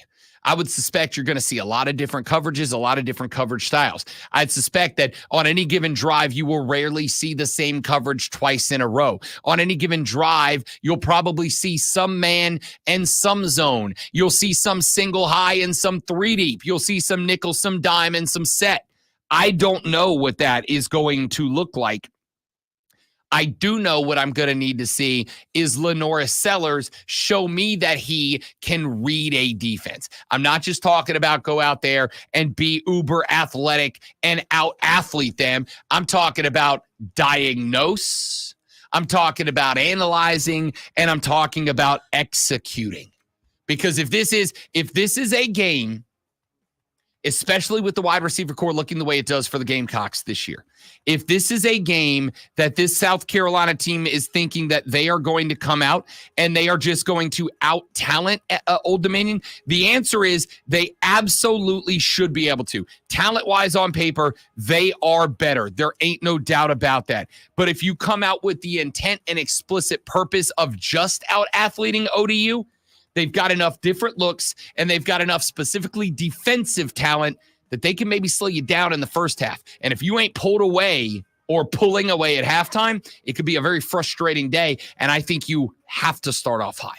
We'll talk more about this game later in the show. Rob Lonzo and you, the Rob Brown Show, is on the Fan Upstate. New life. All right, guys, one more live when we're back. Stay right there for me.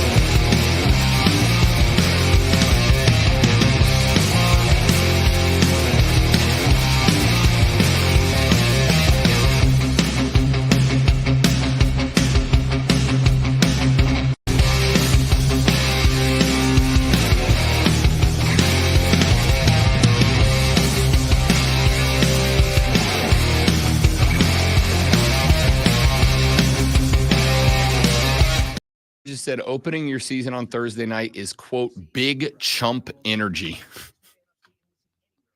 Is it? And it kind of, wouldn't it be like, if you know that your Thursday night energy is big, right? Like if you know your Thursday night presence on TV is big, isn't that kind of a selling point? Like if you put together a good game, right? Like Colorado tonight. Colorado's playing tonight because they're the game to watch. You start on Thursday night, you're saying you're going to be at least a mediocre team, probably not so much. Thursday night games are usually not that good, and they're for lesser teams. You got four top 25 teams playing tonight. So preseason top 25. We'll see as mid-season. Are there going to be any ranked teams on Thursday night? Are you? I mean, we got Thursday night ranked games throughout the year. Do you?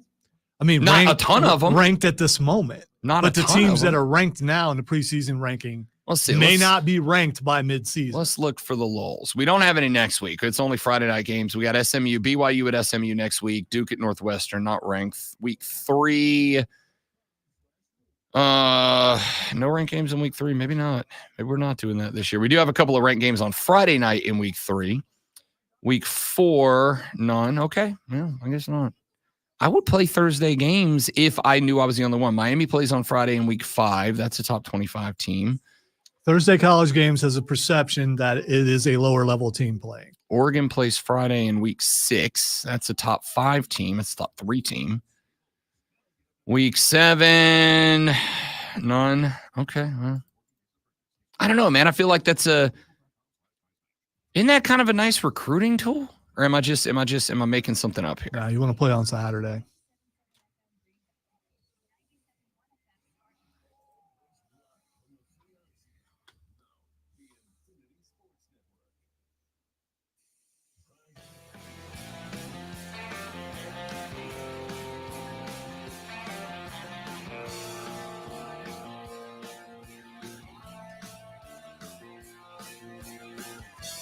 So this isn't what I was going to do here today, but you know what? The Rob Brown Show is nothing if not adaptable, because champions, they adapt, they evolve, and that's what we do here on the show. Got a text during the break there that said, Rob, without looking, can you tell me which ACC and SEC teams have home openers tonight? Exactly. Opening your season on Thursday night is big chump energy. And that's kind of interesting to me. The answer is yes, I can, but that's only because I'm a giant dork and I've been looking at the football schedule for Thursday night for like 6 weeks now. NC State's playing tonight. Wake Forest is playing tonight. Mizzou is playing tonight. Arkansas is playing tonight. So like, yes, I can, but I also acknowledge that I'm a hardcore. I'm not a casual. All right. How many casuals know who's playing tonight? That might be a different conversation. But I have a question here. Recruiting is the lifeblood of college football, is it not? Yes, I know it is. You don't have to answer. It is rhetorical. I would also go one step further and say, is visibility is a big part of recruiting, right? Like let's call it what it is. Kids these days, get off my lawn. Kids these days care about visibility. Don't they want to know that they're going to get the opportunity to play on national television, especially the ones that have big NFL dreams, the ones that have hopes of playing on Sunday sometimes down the line. But even if you don't, especially in the NIL era, visibility is the brand and brand is visibility, right? We all talk about how brand has become kind of a buzzword in today's modern culture and society. And it is. It is. Having a brand is not a big deal. It is the big deal, right? When I got here in this job, and it was 17 years ago that I arrived in this job.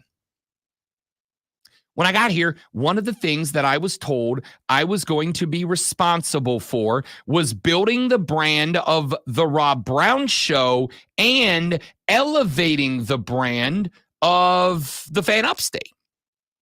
Because brand is everything. Well, brand comes with visibility. That is why for those of you that have asked. Rob Brown, how many jobs do I have now, Alonzo? You're the official job tracker of the Rob Brown Show. I don't want to speak negative because you've lost a couple. Ouch, but true. Say we're down to 63, I think, 62. That's not entirely true because I am now the number one fill-in host on the BetQL network. I get called for every available opportunity to host on that network as well. So, which, if you count each show as a separate job, that's 186 between You Better You Bet and BetMGM Tonight and all the weekend shows and all that. I get asked to do Sundays and Saturday mornings and Monday, Tuesday, and Wednesday nights this week. Monday, Tuesday, Wednesday, Thursday, Friday afternoons last week. Yes, we'll count that as a number of jobs. Let's say I'm working on jobs number 80, 81, and 82. The point here is, I get asked all the time. I have had this conversation with the fiancé multiple times because it's not just the jobs. For instance, 9 o'clock tonight while I'm watching football, I'm jumping on a local pod. By the way, if you host a local pod, I'll come on your pod. Just holler at me and tell me you want me on the pod and win. I don't care if you have a pod with 5 viewers or 5,000. I'll come on your show. I don't care. All right. I like talking sports with the people. So this evening, I'm on the Welcome Home pod. Little South Carolina-based pod. Any of y'all running a Clemson pod you want me on? I'll do yours too, all right? I am what they call in the business an attention. An attention. I had to turn it down. Yeah, no, I know. Yeah. I know. I blew it earlier. That's on me. I will do any pod you want. So this evening, 9 o'clock p.m., I'll be sitting down while I'm watching football to record an episode with the boys of the Welcome Home podcast. Looking very much forward to that. When I do, we'll talk a little bit of anything, everything college football. We're doing all over the map. But the point is, the reason I do these things is number one, because I do like talking sports, but number two, because visibility is brand is visibility, right? People can only learn about the Rob Brown Show if the Rob Brown Show is in their eyeballs and ear holes somewhere, someplace, sometime, somehow. That's why you'll find me at Swamp Rabbit games out on the ice with the microphone. That's why you'll see me at Greenville Triumph games wearing a jersey with my name across the back, playing the drum in the front of the supporter section. That's why you'll find me at Greenville Drive games with this jersey, bang, that I'm wearing right now with my name on the back of it. Because while I am an attention beep, at the same time, I don't know, that word's not radio friendly, is it? I don't know. It doesn't matter. I got the beep button. I'm going to use it. I would rather you not. That's fair. Yeah. I feel like it's more, regardless of if it isn't, it's more Lonzo radio and friendly. And he's got the yellow button over there that allows me and not allows me to say things. Is it yellow? I don't know. Yeah, like chartreuse, khaki. No, it's yellow. I'm going with yellow. Point here is, it's the color of dump. Isn't that brown? It has some brownish qualities to it. It also depends on what you had the day before. It's also fair. Point here is, that's how branding works. You got to get the product in front of the people. So I'm kind of thinking here. The more that I've thought about it during the break and after that text, the more I'm thinking maybe a Thursday night opener actually is a good idea. And here is why. What is, if you were a college football program, the number one way to get your product in front of eyeballs? Television, right? Television. Well, guess what's happening this Saturday, 2 days away. On Saturday, go look at the Saturday slate. Y'all, it is chock-a-block full. We do have some Friday night games, by the way. Number 16, Oklahoma's playing on Friday. Duke is hosting Elon. Wisconsin is at Camp Randall against Western Michigan. Stanford, TCU do battle out in California. But the Saturday slate, it's busy, man. We open up at noon with Clemson and Georgia. That's a top 15 matchup. We got Penn State at West Virginia. That's an upset alert game for one Rob Brown. And then basically every other top 10, top 15, top 20, top 25 team play. Ohio State plays at 3:30. So does Texas. So does Miami at Florida. So does Nebraska. Watch out for the fighting Matt Rules, wearing the Husker red block N, and those games go all day long. It's a ridiculous slate. So how, oh pray tell, do you get your team in front of the most eyeballs? You do what LSU and USC are doing, and you play a game on Sunday, the only game taking place on Sunday at 7:30 p.m. out there in Las Vegas. You play on Monday. The only teams playing on Monday, Boston College, is at Florida State down in Tallahassee, Florida at 7:30 p.m. next Monday. The only game happening, which means if you're a football fan and you care, you're watching those games, you're getting the product on TV. Y'all, Can I tell you one thing South Carolina does absolutely have going for them? Your environment is top notch. Honestly, I would put the environment. I'm not going to say crowd size because you're not packing a $110 into Willie B like they are at the Shoe at the Big House, right? But in terms of environment, as somebody who's been there a number of times since I got here, both daytime and nighttime, in terms of environment, your nighttime environment is top notch. I would list it amongst any of the FBS college nighttime game experiences. Lonzo said playing on Thursdays is kind of like an admission that you are a what did you phrase it as? I don't want to misquote you here. I don't remember. That was at least 5 minutes ago. The middle of the road team. Yeah. I mean, you're not. You're a second-class football team. Yeah, these teams may be ranked now in the preseason poll. I'm not so sure they'll be ranked by the middle of the season. For the record, I'm very confident both Utah and NC State will, but we can circle back around to that. All right. The point here is if on Saturday, right? Like if on Saturday you were looking at South Carolina taking on Old Dominion, that's at 4:15. That's at 4:15. You're going to be up against the end of the Florida-Miami game. I'm watching that game instead. I'm very, very sorry. You're going to be up against a lot of other teams that are playing slightly earlier than you. Ohio State is probably getting more attention. Texas is probably getting more attention. You're not doing anything there. I don't see how playing a 3:30 game on a Saturday, and again, I know not everything about the schedule is up to you, but I believe the non-conference games are. Playing that game at 3:30 on a Saturday doesn't help you. You know what would help you? If you were playing tonight, even if it is Old Dominion this evening, if you were playing tonight at, let's just say 7 p.m., you're up against West Carolina, NC State. I'm going to tell you, outside of the ACC, as much as I'm trying to tell you, watch out, don't turn your back on the Wolfpack, because Dave Doran's got the best NC State team he's ever had there, and that's an NC State team that did beat Clemson last year, please recall. Outside of that game, what other game at 7 p.m. would get more attention on the product, at least in terms of environment? UCF? Probably not. Arkansas, Pine Bluff at Arkansas?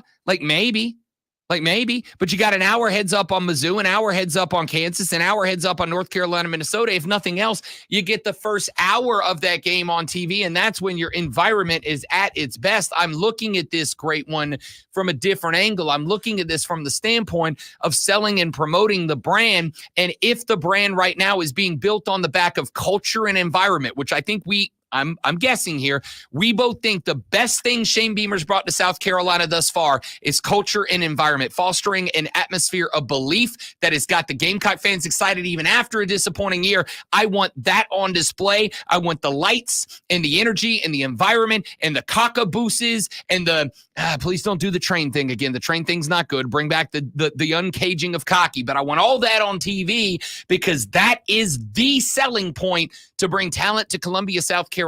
Why not take advantage of it? You know, I agree with all that, but you know what the selling point should be? Wins. I mean, yeah, but like one of those precedes the other, right?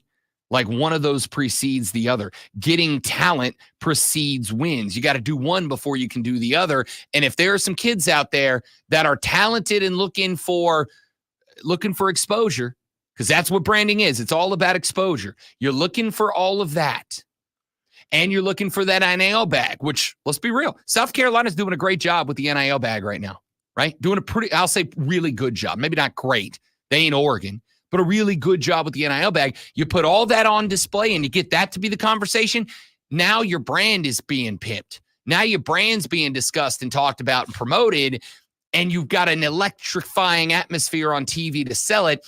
I honestly think Brad Crawford's got a good idea there. If I'm South Carolina, I'm moving my opening night game to Thursday night, maybe even Friday night, but on a nighttime where the nighttime energy gets put on full display to the nation. I think that gets you attention, and I think right now, more than anything else, that's what South Carolina needs. You just lost another receiver to the transfer portal who decided to come to your school, spend 2 months, and then go back to Louisville. You can't let Louisville outpull you, man. Put your product on display, and nighttime gas at Willie B is your product. Texture says, great nighttime environment. As of right now, we have 0 nighttime games, still some TBD. You'll catch some, but this should be one. This should absolutely be one. You know what else has excitement, adrenaline, exhilaration? Lonzo Sports Flash. Yeah, I've got adrenaline in my soul, by the way. Whoa! The Atlanta Braves finished off a 3-game sweep of the Minnesota Twins with a 5-1 win on the road last night. The win was Chris Sale's 15th of the year. Atlanta is now 6-1, dating back to August 23rd.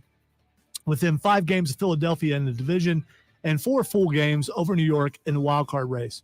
One day after Cincinnati Bengals coach Zach Taylor said wide receiver Jamar Chase would play in week 1, he walked those comments back, saying he spoke too quickly to 3-time Pro Bowler practice early this week, but missed yesterday's full practice, leaving the field in street clothes. Chase is seeking a new contract with 2 years remaining on his current deal. I'm sure that had nothing to do with why he left in street clothes.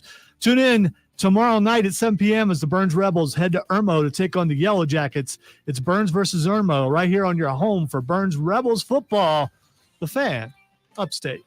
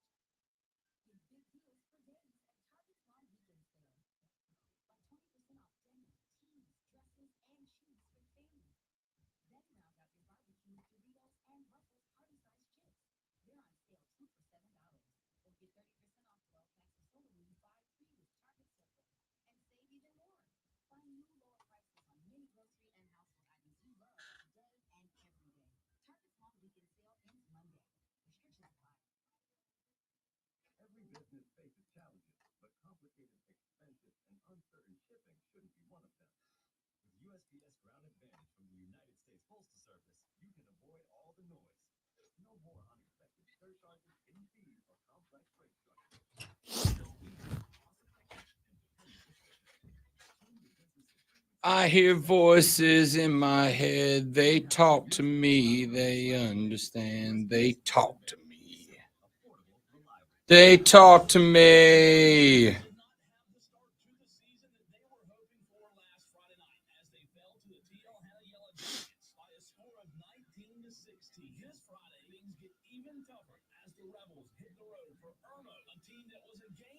from playing for the state championship a season ago. It's Burns at Irmo this Friday night. Catch every Where's Irmo?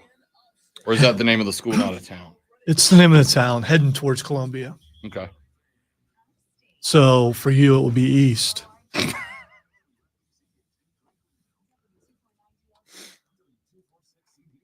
It actually probably would be a little more east than Columbia is. New Life first break. New Life in the first break.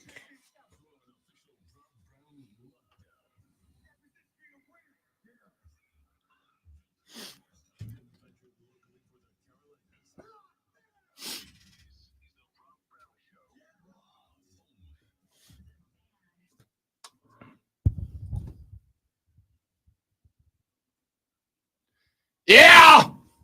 Or is that the last hour? Are we in the last hour or are we in this hour? I don't know. We have a limited Diaz today. Are we on a quota? We have been for quite some time because someone doesn't care for him. and I take that seriously. I like that we have approved wrestling sound bites. You should have noticed after that was noted that I haven't played it very much since, and that was a couple months ago. Yeah. All right. Let's get into it. Third hour of the Rob Brown Show starts now. Coming up in 40 minutes, Rashad Beard of the Panther Nation podcast going to swing by. We'll talk some Carolina Panthers as the 53-man roster is set as of, Tuesday cut day, but yesterday waiver wire day. The Panthers were number one on the waiver wire selection list. Picked up 5 players yesterday. Coming up with Rashad Beard, we'll tell you who they are and where they fit into that roster. And the 5 players that did not get cut on Tuesday, but were let go after in order to make room for those waiver wire players. We'll get to that with Rashad Beard at 8:40, at 9:20, an hour and 20 minutes from right now, an hour and 18 minutes from right now.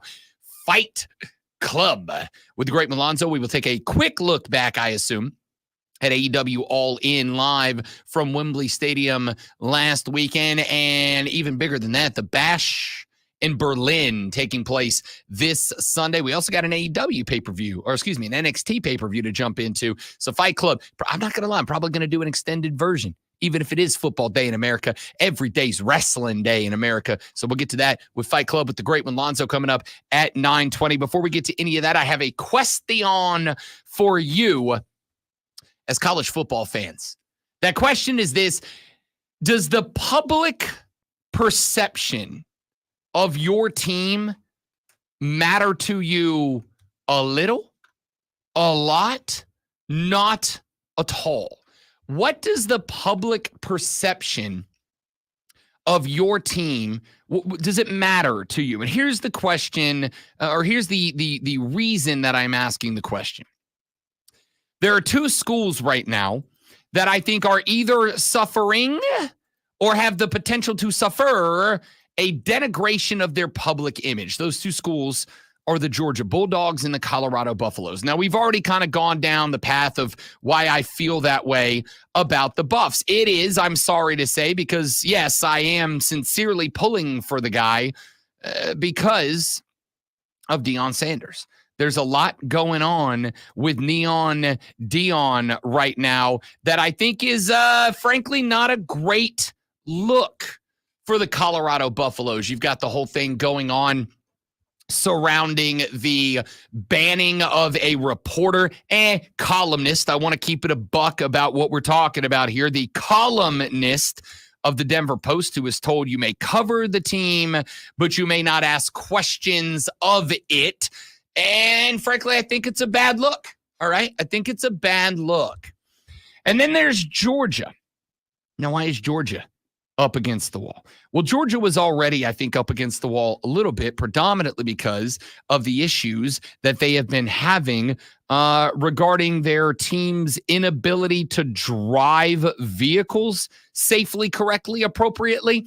Georgia has had a laundry list of issues, including an accident that is no joking or laughing matter that took the lives of a couple of people. And there really has been not much going on around it. Well, of course, the Georgia Bulldogs, as all of you know because we've talked about it extensively this week. The Georgia Bulldogs are set to play the Clemson Tigers coming up this Saturday at noon, Atlanta, Georgia, at the Mercedes-Benz Stadium. That's a big game. It's a top 15 game. The Clemson Tigers coming out in this game, and I think, to me, it is not so much for Clemson about the dub or the L. I mean, getting the dub would be absolutely enormous. To me, it's about, can you compete? Can you hang? Can you prove that you are worthy of being on the same football field as a team that is the not consensus, but very close number one team in America, a team that is more than likely, barring some sort of cataclysmic catastrophe, going to be a playoff team this year. Can you hang?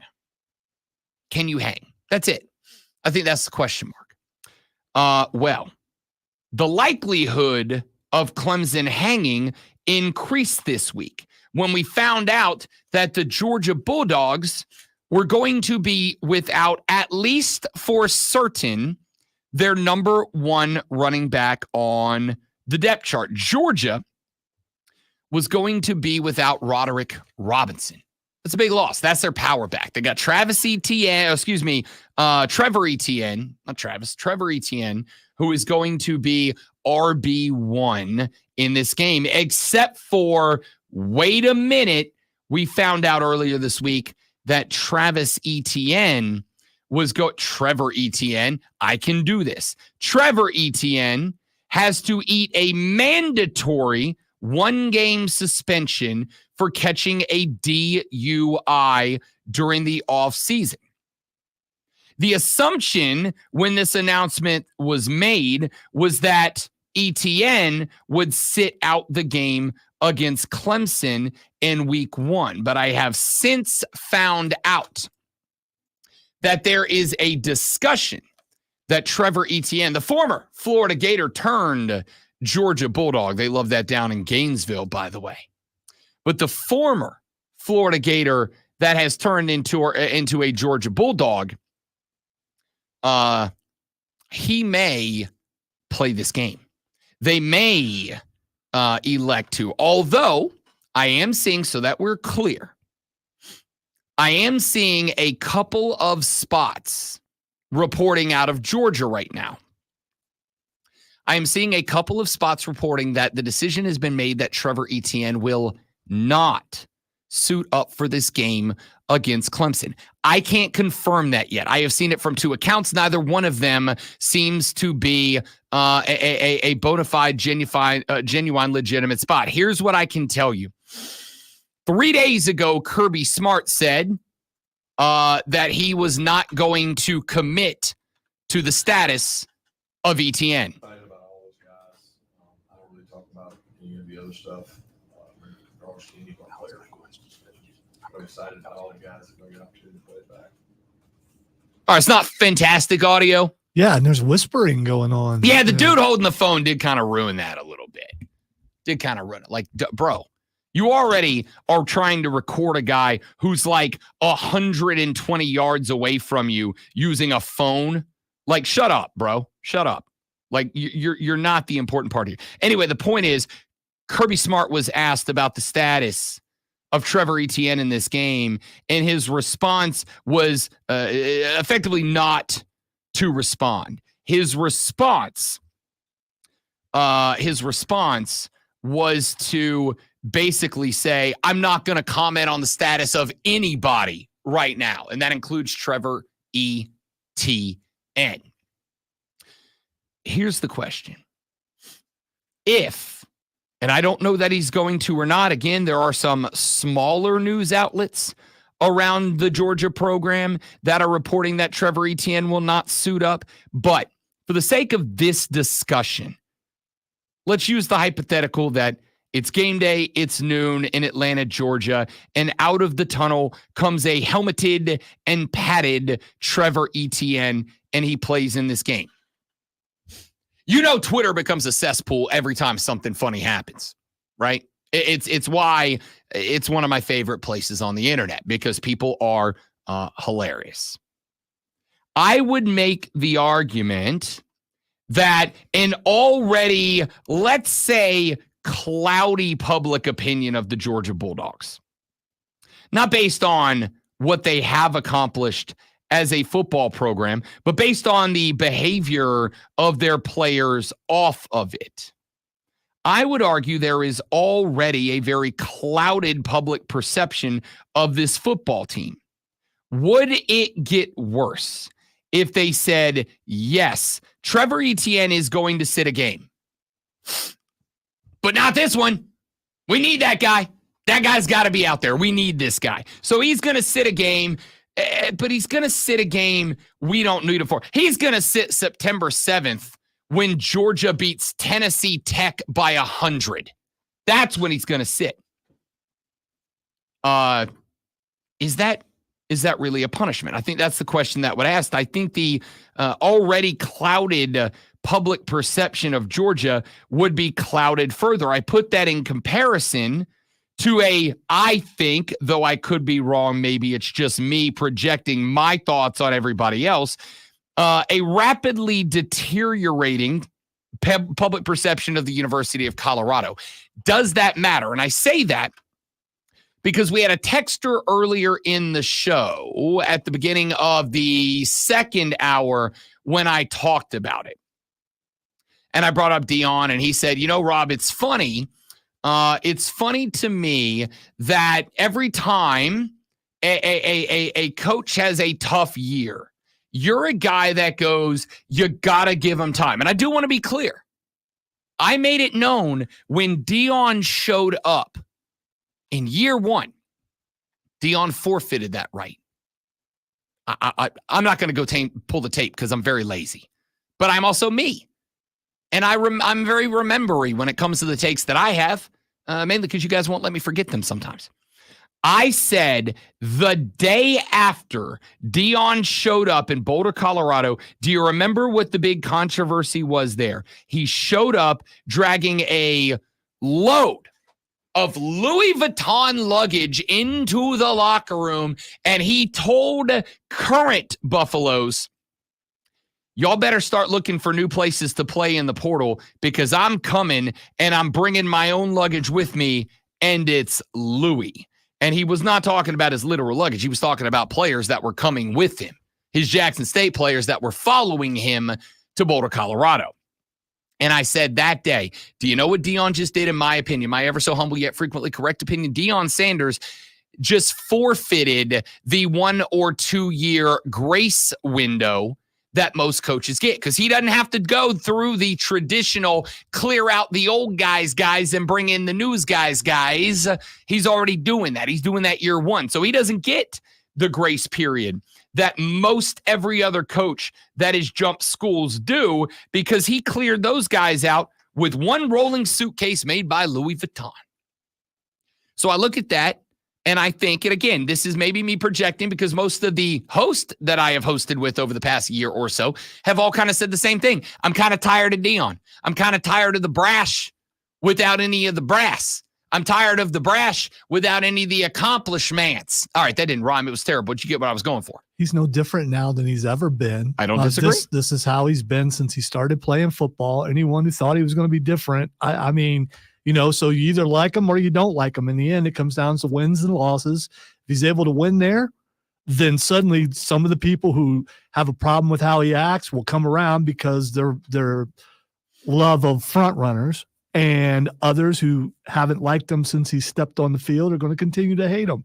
It really comes down to if he's able to turn the program around the way he did with the last place he coached, it's going to be an amazing thing. I agree with all of that. And again, for the record, I am genuinely pulling for Deion Sanders to succeed. I think college football will be better if he does. With that personality out front, I think college football is better. But here is my question for you as a fan. Do you care about the public perception of your school? Do you care about it? Do you care about how non-fans of your school feel about your school? My thought is you should. You should, because I do think it has a direct impact on recruiting. I think it has. Do you think Georgia cares that their reputation is it's summer? Georgia players are going to be arrested? Because it's happened every year before Kirby Smart. It's happened since I've been here for over half my life. Summer comes, someone from Georgia is getting arrested for driving too fast or driving while drinking or other things. It happens every year. Does that stop people from coming to Georgia to play? No. Did it taint their national championship seasons? No. I don't think it matters. So there is a couple of things here. You know what I feel like it's like? I'm going to feel like it's like is every time somebody that, oh man, I'm going to get myself in trouble. Every time somebody super rich gets in trouble, there just seems to be a different set of rules, right? It just always seems to be probation when they break the law. It kind of has got that vibe to it. Georgia's going to keep being Georgia because at the end of the day, the rich are always going to get richer. What if I scaled that question down? Great one. What if I said, it's kind of irrelevant if you're Georgia, if you're Alabama, if you're, Ohio State, if you're Michigan.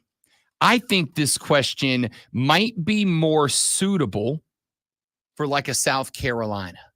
I don't know if it's fair to put this into the mix, but I think it is a more fair question to ask about Clemson nowadays, right? Clemson's not in the same dynastic mode that they were a couple of years ago. I think it's fair to ask it about Clemson. I think it's fair to ask it about schools that are on the second tier and down. Do you think that it has an impact on your school, A? And even if you do not, do you personally, as a fan, have a concern about the reputation of your school across the rest of the nation? I will give you an example. By the way, you are definitely on Clemson message boards now. Oh, for sure. Because you did say they were second tier. I mean, right now, are they not? Right? And that's not a bad thing. I'm not the person to ask. I would say if we're saying first tier, I'd say who's first tier right now? Georgia's first tier, Ohio State. I'd say Michigan is second tier as of this year. We'll find out if they can elevate themselves back up. I don't think there's anything wrong with that. I think there's only maybe 3 or 4 top tier schools and everybody else is playing their way up. So my question mark for you is, do you personally care about the public image of your school? Do you? I'll give you a school that clearly does it. Florida State. Florida State fans don't care anymore. I can tell that, right? If you're a Twitter person who is in the college football world that's on X, on social media, you are aware that about once a week during the college football season, FSU Twitter trends. Because fans on Twitter on the Florida State side of things, they're toxic, bro. They're toxic. I wish DJ Uiagalelei the best, because if he really thought Clemson fans were toxic, he's going to be driven up a damn wall by Florida State fans if and when they turn on him. Florida State fans clearly do not care about their reputation amongst other fan bases. Do you? South Carolina fans, do you care about your reputation amongst other non-South Carolina or Clemson fan bases? Clemson fans, do you care? Because I got to tell you, Clemson fans, they might have one of the strongest reputations of fan and program of any team in the country that is not a national championship contender. Do you care about that? I've told you before, you shouldn't. But what if it's a Georgia or a Colorado mood? We'll talk more about this later. Rashad Beard in about 20 minutes. Fight Club at 9:20, all coming up on the Rob Brown Show in the Fan Upstate. New life. All right, guys, one more live and we're back. Stay right there for me.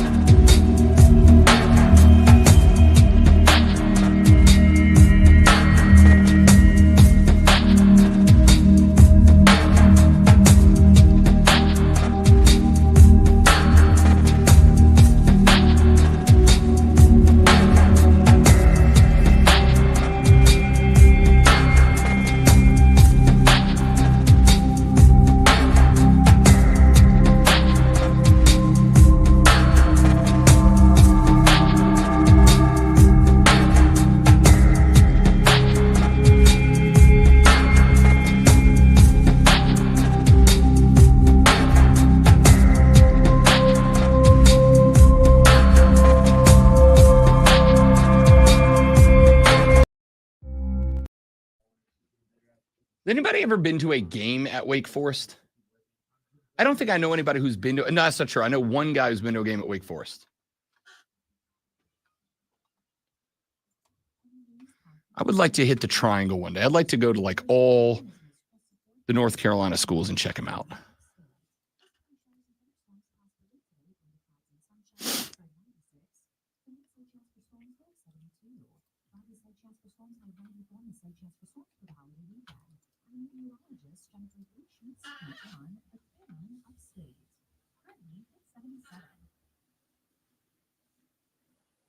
Somebody in the stands?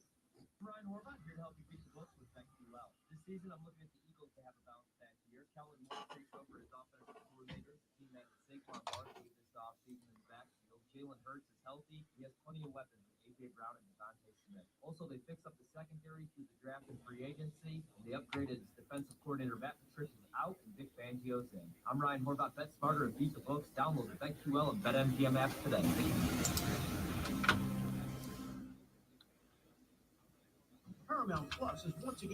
Joey B, how's the atmosphere at Wake Forest? Because the texter just wrote in and said that Wake Forest is a lit night game.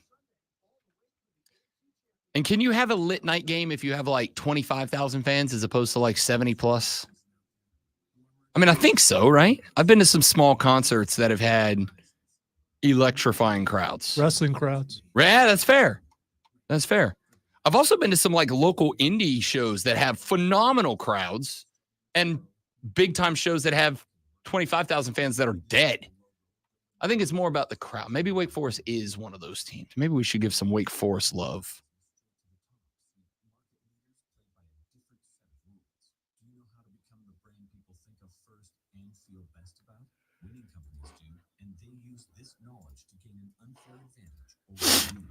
I'm Nick Torvik, senior partner in the Wizard of Ads marketing group. We have the secrets to boom your business. And I've asked 4 of my... I didn't hit breaking news because I don't think it deserves it, but Jacoby Brissett has been named the starter. Saw that. We can talk about that. I think we probably should talk about that because I've got an angle on it that I wonder how y'all will feel about it.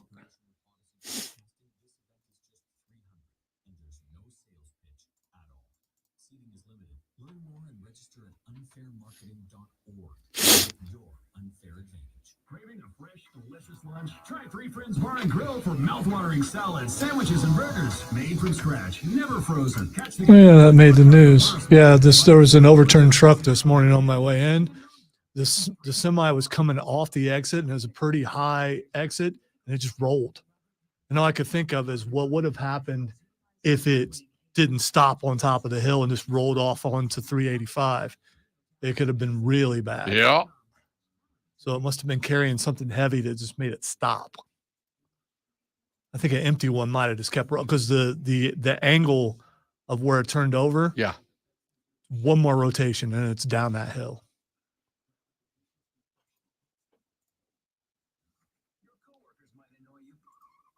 And how annoying is it when there's something way off to the side of the road and people just decide they want to almost stop completely so they can look at it?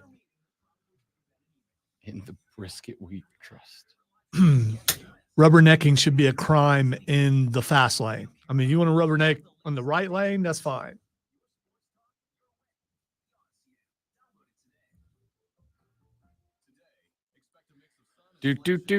What cut of beef is brisket? I think brisket's the way you cook it, not a cut of meat. Could be wrong. Oh, it is breast meat. Okay. Which part of the cow is breast? Between the front is legs. it? Yeah. Well, the udders are somewhere like else, and the udders are connected to the mammaries, right? Mm-hmm. So that would imply that that's where the breast is. It's let's see. I've just pulled up a guide to cuts from a cow. Brisket's on the front between the legs. The shank is the top of the leg muscle. The chuck is above the brisket, the shoulders. So obviously the ribs. Plate is the middle of the belly. Flank is in front of the groin. Where does round steak come from? What part of the body? The butt. Okay. That's what I figured. The upper thigh on the back leg. The butt. Sorry, the butt.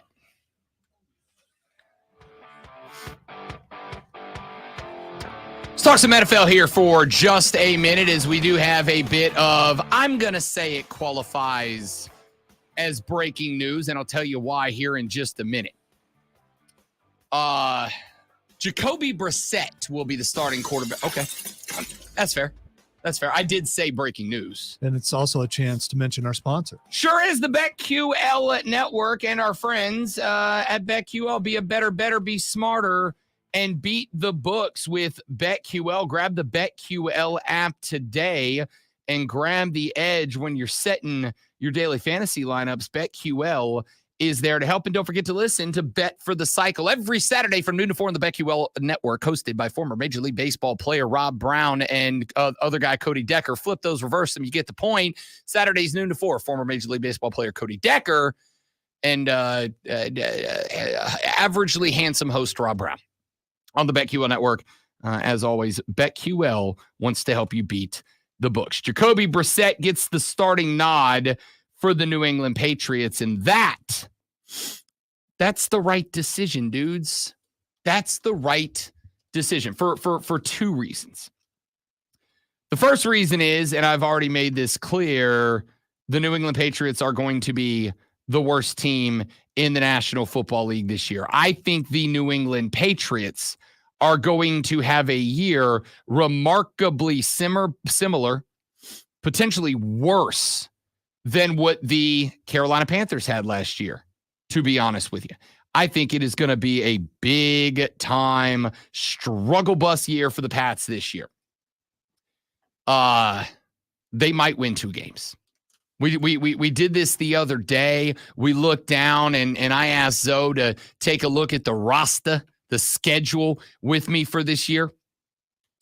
At Cincinnati, back home for Seattle, at the Jets, at the Niners, back home for Miami, Houston, Jacksonville, and the Jets, back to back. Then 2 roadies at Tennessee and Chicago, back home for the Chargers, on the road at Miami, back home for the Colts, then back-to-back roadies against Arizona and Buffalo, and they wrap it up with the Chargers and the Bills in week number 18. They do have the neutral site game in the middle of that back-to-back set of home games. One of those home games is in Europe, taking on the Jacksonville Jaguars. So 3 out of 4 weeks in a row, they will be at home. One of those weeks, they will be the home team, but it will be on the other side of the pond. I don't know why I said it like that. However, find me the win. Maybe Arizona, I think, was the only thing we agreed on.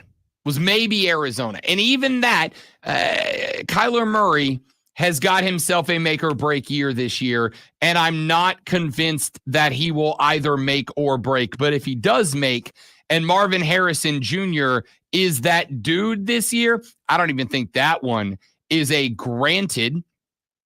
Maybe Jacksonville falls off the map again and they can snag one in week 7. I mean, they'll get a couple of wins somewhere, just because even the worst NFL teams, with very rare exception, are going to stumble butt first into a win somewhere. But the Pats are going to be bad this year. Here's why I bring it up. I don't think they should, and they clearly do not want to, feed Drake May to the Wolves. I don't know what Jordan Love is going to be this year.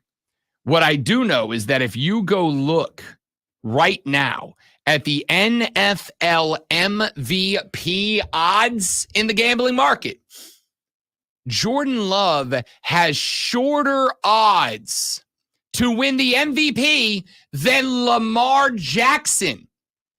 Lamar Jackson is currently holding the MVP trophy. He just won it, and yet Jordan Love has shorter odds. Now, I don't agree with that. But what I do think is interesting is that here's Jordan Love, a guy that went up to Green Bay, sat behind Aaron Rodgers for a couple of years, got the opportunity to learn, to experience, to grow within the game. And I would say, although we've only seen it for one half of one season so far, I would say that Jordan Love has taken advantage of that opportunity. I have said, I don't know how many times, the right play is to sit your rookie. The right play is to give your rook some time to see the NFL, to experience the NFL, to learn the NFL. And I'm talking every aspect of it. I'm not just talking about the game itself. I'm talking about the travel. I am talking about the rest and rehab, the practice. I am talking about people in your back pocket trying to take advantage of you and your financial lucrativeness. I am talking about the women who will try to take advantage of you, yada, yada, yada. At this point, it's pretty obvious that sitting your quarterback's the right thing to do. Here's the problem. Not a lot of coaches have the opportunity. Could you imagine Matt Eberflus sitting Caleb Williams this year? Would it be better for Caleb Williams? I think the answer is yes. But Matt Eberflus doesn't have any job security. He can't do that. The Patriots do. Gerard Mayo's in his first year. They're going to give him 2 or 3 years to figure it out. He's got the opportunity to sit Drake, man. It's the right call. Last year, the Panthers. Frank Reich was in his first year. We all thought he had job security. Turns out he had less job security than any of us imagined. He could not sit Bryce Young. Do you think Bryce Young would have benefited from a year in the back pocket and not outside behind, no pocket provided by the offensive line? Of course he would have. But they didn't have a choice. One day the NFL is going to have to learn. You're going to have to eat a crap year while your rookie quarterback learns before you throw him out there to get racked in year one. We'll talk more about that later. We'll also talk Carolina Panthers with Rashad Beard of the Panther Nation podcast next on the Rob Brown Show in the Fan Upstate.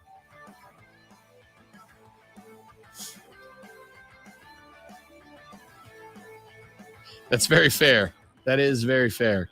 However, a well brisketed brisket is it's an untouchable sandwich. Never heard of brisket till I came here. It's really? Yeah, it's just I think it is the most popular barbecue sandwich meat is a brisket sandwich. Well, we just call that beef. Yeah, but that's like pointing at it's like pointing at your car and going car. Like, yeah, but like we can be more specific. Yeah, I mean, it's because it all has different textures and taste and thickness. And a really good cook can take any cut of meat and probably make it taste good, I'm guessing. What's the there's a word that I think Gordon Ramsay uses that always cracks me up. What does he call it? Mouthfeel. It's my favorite cooking word. Mouthfeel. I don't know why it makes me laugh. I know why it makes me laugh. You all know why it makes me laugh. Because I'm a child. No, I don't think children think that. I mean, a teenager. So all right. Because I'm immature. There we go. Mouthfeel. Reprobate, degenerate.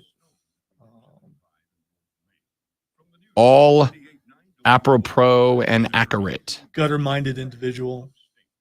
Fair.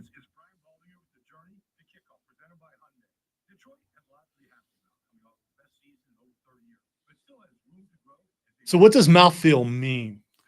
Literally that. The texture of the food when you eat it.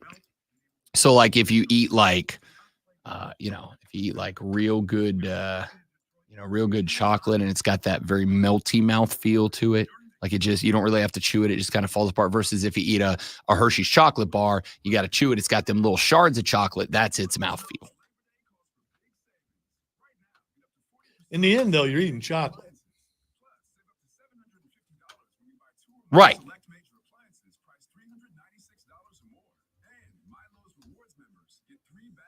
Only bad chocolate is the cooking chocolate. I'll tell you right now. With the Ticaos or whatever. You buy a big bag of those like Hershey cooking chocolate chips. That's great chocolate, dude. I'm talking about the kind that's not sweet. Like more cacao. That's it, cacao, whatever it is. I actually don't know if that's how you say that or not. Well, Chris would know because we went on a sojourn. We went on a quest to. We went to, I think it was not Whole Foods. It was the other place that's over World Market. Yeah. That place is great. And found some of that, and it's not good. No, unsweetened chocolate. Yeah, it's chocolate with no sweet to it, and it seems like wrong. like the wrongest thing in the world. The wrongest thing yes. in the world. It looks like chocolate. You think it's chocolate, But you it taste definitely it. ain't. It's not chocolate. No. It's bitter and it's wrong. Rashad Beard, you handsome devil. What's happening, big fella? What's going on, guys? How you doing, brother? Doing pretty good. Love it. Jumping right in, big dog. Let's do this. Let's get it.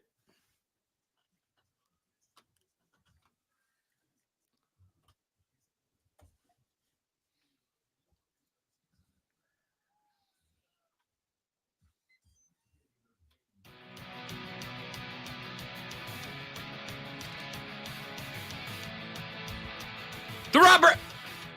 God. Tie ball game on a Thursday. Yes. Damn, I'm Falconsing over here. Oh, Rob Brown Show back on your radio. It is the Fan Upstate. It is also 8:40 on a Thursday morning. You know what that means? It means we take a little road trip right up the road to Charlotte, North Carolina, and we welcome in the guy that is the heavyweight champion of Panther football talk. He is Rashad Beard, host of the Panther Nation podcast, joins us every Thursday at 8:40 to talk a little Big Cat football. What's up, fella? what's going on, guys? Roster set. Man, it's exciting times. The past couple of days have been great. Exciting times in Carolina Panthers football. So let's talk about it. I got to tell you, dude, before we do, because I'm like you, like we do sports talk radio, but I'm kind of at like the talking's done. Let's line them up and play kind of part of the year for me. But what is the mood we're setting in the bro cave right now, Rashad? We got the lights dimmed down. The neons are off. We got, what is that, like a salt lamp going on the counter behind? It feels to me like you are like, you're in a football mood right now. Nah. So I redid my setup. Got my camera, better camera now. So I'm probably a little bit more clear. Just switching things up a little bit, man. Okay. So yeah, I'm ready. I'm ready for football, man. Let's get it. Look, it's a new era of Carolina Panther football. It's a new era of the Panther Nation podcast. Follow them on X at Panther Nation PC and on YouTube. Search and subscribe to the Panther Nation podcast. Let's jump in, big dog. Let's start with this one.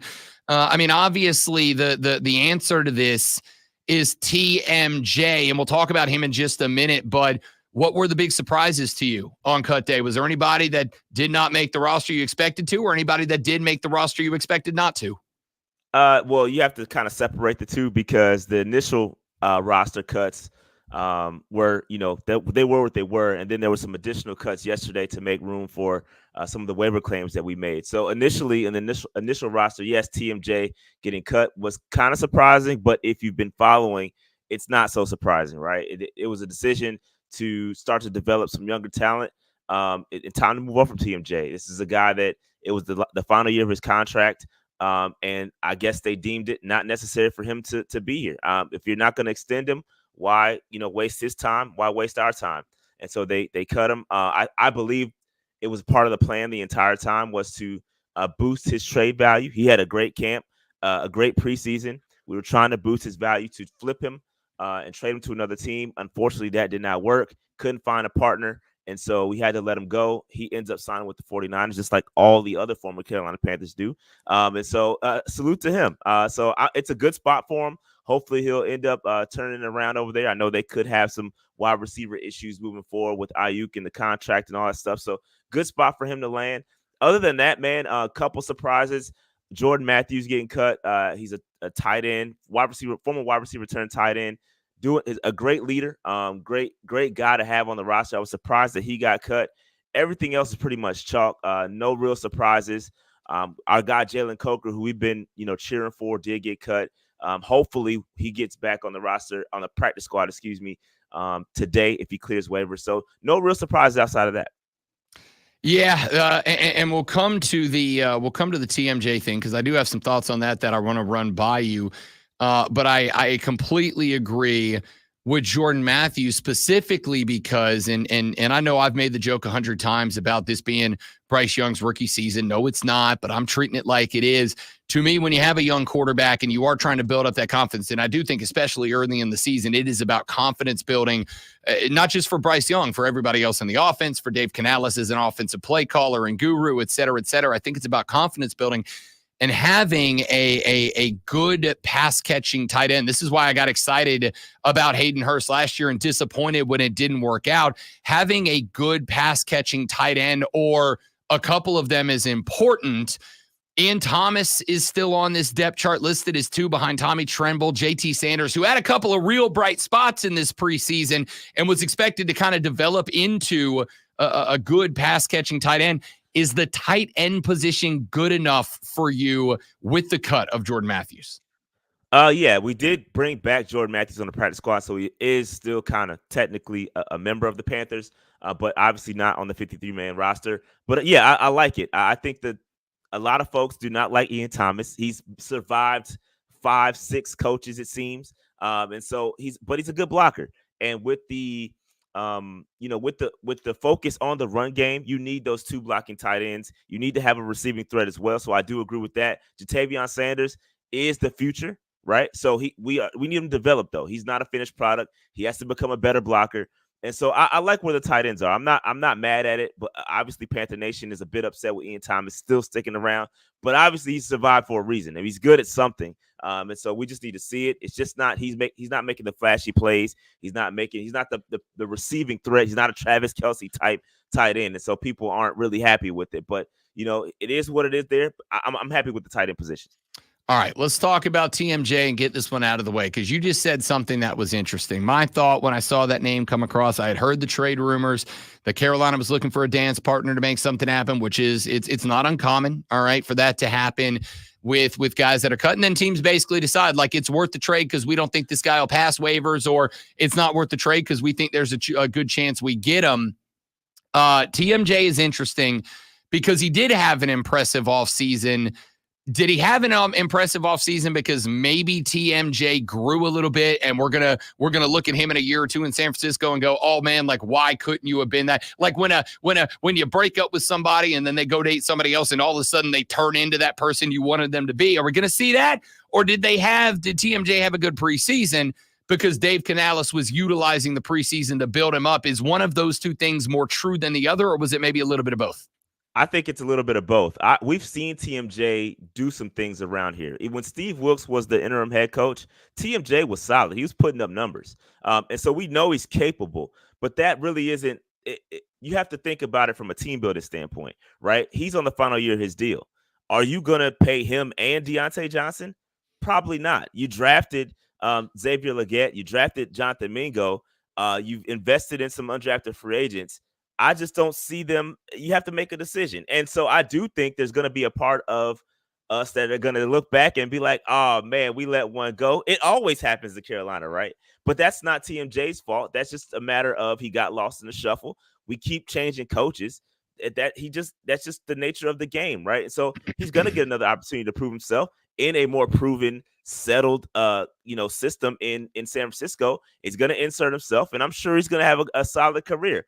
Unfortunately, it just didn't happen here, and so I do believe he's going to have a good redemption story out in San Francisco for sure. All right, one more guy I want to ask you about, then we'll talk about some of the waiver wire pickups and where you think they fit in, and that is Mike Boone. The reason why is because, and I know you got Canales' number. I know you text him all the time. You're working that inside contact. I respect that. I'm not quite as close with him. Me and him just kind of golf buddies on the weekend. Mike Boone's the only guy that he specifically brought out by name, right? He's like, I want this guy to clear waivers. We want him on the practice wire. I found this one interesting because with John Brooks, we know he's on the PUP list now, missing the first 4 weeks. We know Raheem Blackshear did not play a snap in the preseason because they're trying to get him right. The way Mike Boone was running during the preseason, 76 yards on 18 carries, kind of felt like maybe he could be a bit of a stopgap in that role of that third running back behind Hubbard and Sanders until you got Brooks back and Blackshear was healthy again. He ends up getting cut. Canales says, we want him back in the locker room. We want him on the practice squad. Did that one surprise you a little bit? Either the move to release Mike Boone or that Canales called his name out specifically as a guy he wanted back? No, I think Mike Boone had a really good training camp and a really good preseason. So I'm not surprised that he was called out specifically by Canales. He did a really good job. I was a bit surprised that we only kept 3 running backs. I thought they would have maybe kept Mike Boone. But when that cut went out, it kind of signaled some other things, especially with the wide receivers.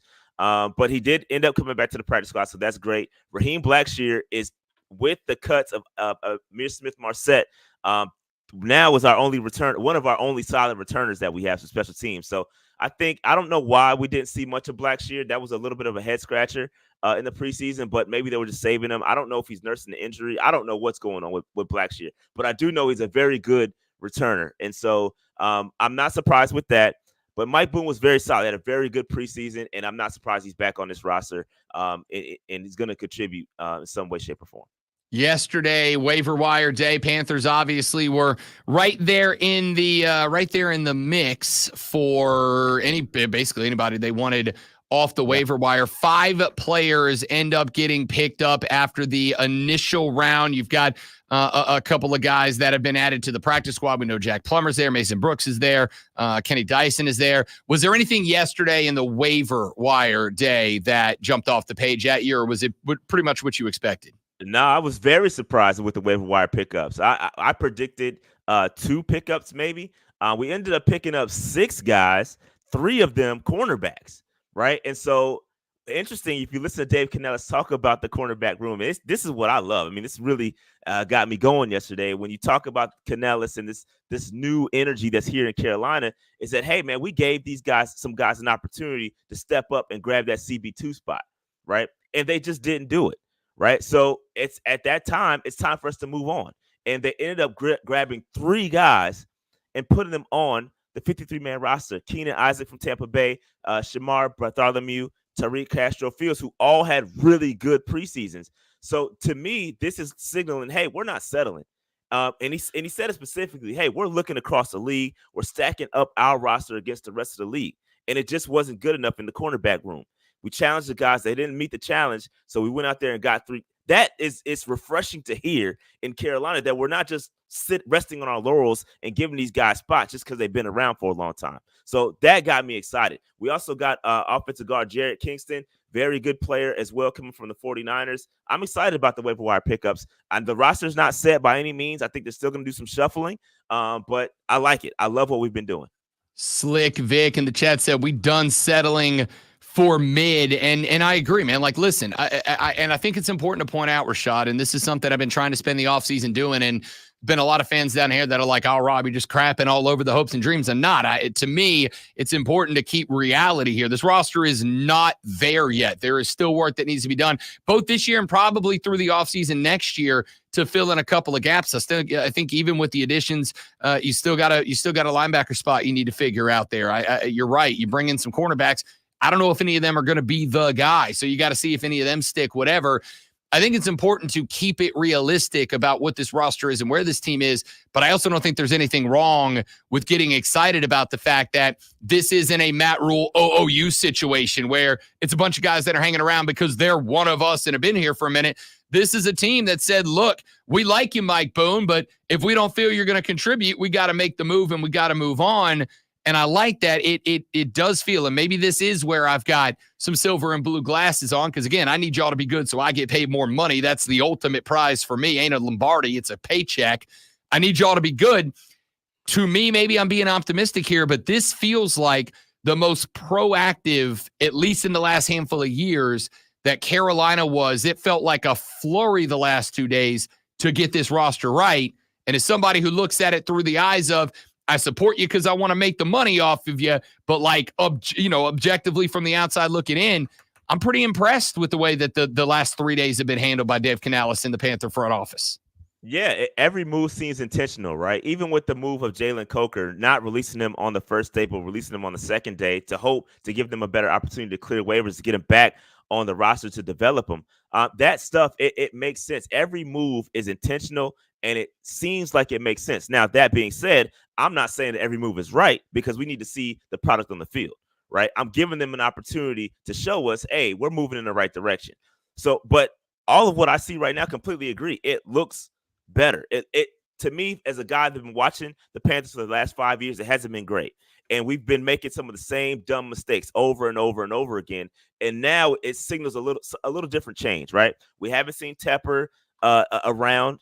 He's been quiet. He stepped back, so to speak. And so now we're really letting our guys do their jobs. Dan Morgan's cooking. Canellis is saying the right things. He's keeping it real with us. That's what I love about Canellis. He's telling the truth, right? And so I love the direction of the Carolina Panthers right now. But we have to see it on the field. Week 1, we got to see what if it all makes sense, and then we can cheer on. But if they don't look great, we also have to hold them accountable. So we will do that. I could go for another hour with Rashad Beard of the Panther Nation podcast about what we're seeing instead. Last question, 30 seconds. You think Dave Canales is a guy that like gets up and has like a kale smoothie and goes for a jog at breakfast? We were talking about this. So he totally is, right? Absolutely. He is absolutely a sunrise run kind of guy. That's exactly who Canales is. I think that's good though. Right? Like that's a detailed guy. You don't want some you don't want some dude like me that's waking up at like 1:30 in the afternoon and banging down a half a stick of cookie dough. I need a kale smoothie guy, and Canales feels like him. He's definitely a kale smoothie kind of guy, man. That absolutely sums up Dave Canales, and I love it. The energy's great. As long as it keeps his energy going, I love it. Next Thursday, when Rashad Beard joins the show, we got us a little bleep talking contest coming up because it's Saints hosting the Panthers in week 1. We will break down and give you our thoughts on that game a week from right now. My man, good to have you, big dog. Appreciate it. Talk to you next week for a little week 1 preview, brother. Absolutely. Let's get it. I'm excited. Yes, sir. Yes, sir. Rashad Beard, Panther Nation Podcast. Follow them on X at Panther Nation PC. More importantly, head on over to the YouTube channel, search and subscribe to the Panther Nation Podcast on YouTube. Rashad will join us next week for a week 1 preview. And now for a preview of the things you'll talk about to work today, here's Lonzo Sports Flash. Exactly. Starting with the Atlanta Braves, who finished off a 3-game sweep of the Minnesota Twins with a 5-1 win on the radio and on the road last night. The win was Chris Sale's 15th of the year. Atlanta is now 6-1, dating back to August 23rd. Within 5 games of Philadelphia in the division and 4 full games over New York in the wild card race. Kids, wear your glasses when you're supposed to. The Florida Gators got good news ahead of their game with the Miami Hurricanes this Saturday. Running back Montrell Johnson received clearance to play after having arthroscopic surgery on his left knee in the early portion of training camp. Johnson has played every game under Billy Napier, gaining 1,658 yards and scoring 15 touchdowns in 2 years. Tune in tomorrow night, 7 p.m. as the Burns Rebels head to Irmo to take on the Yellow Jackets. It's Burns versus Irmo right here on The Fan, Upstate.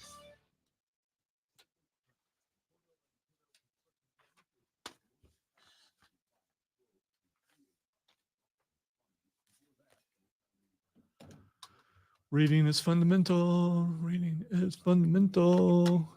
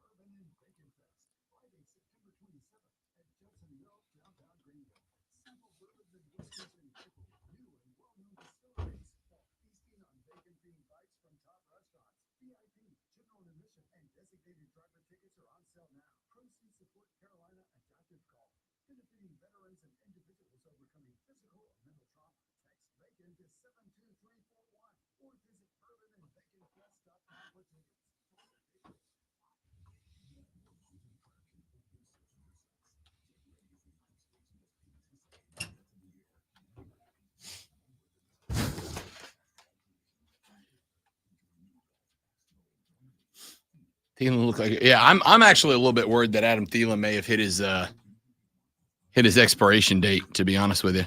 But also, I don't I think we got so used to him running full tilt as a 1 last year that playing a 3, playing a slot, which I think he's going to be this year, more of a slot. I think him playing more of a slot role, he's going to look slower just by default. I could be wrong. I hope I am. But I think he's going to be the find the gap, present the target, let Bryce hit you kind of guy.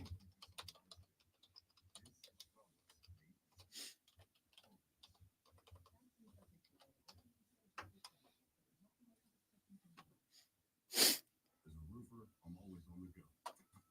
So I need to be able to get things done from anywhere. That's why I partnered with Peak. With their unique Beacon Pro Plus app, I've got the brands I depend on, like GAF, right at my fingertips 24/7. I rely on Peak because I never stop building, and neither do they. Now through September 15th, purchase GAF through Beacon Pro Plus and earn up to $1,500. Go to BECN.com. Download the Beacon Pro Plus app today. Peak, always building.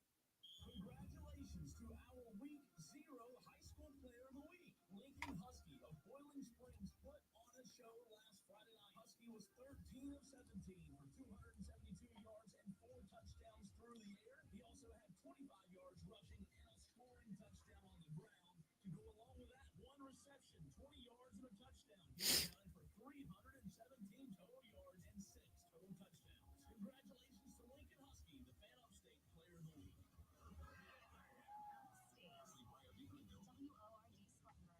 Dun, dun, dun, dun, dun, dun. 3 friends, first break. 3 friends, first break. 10-4.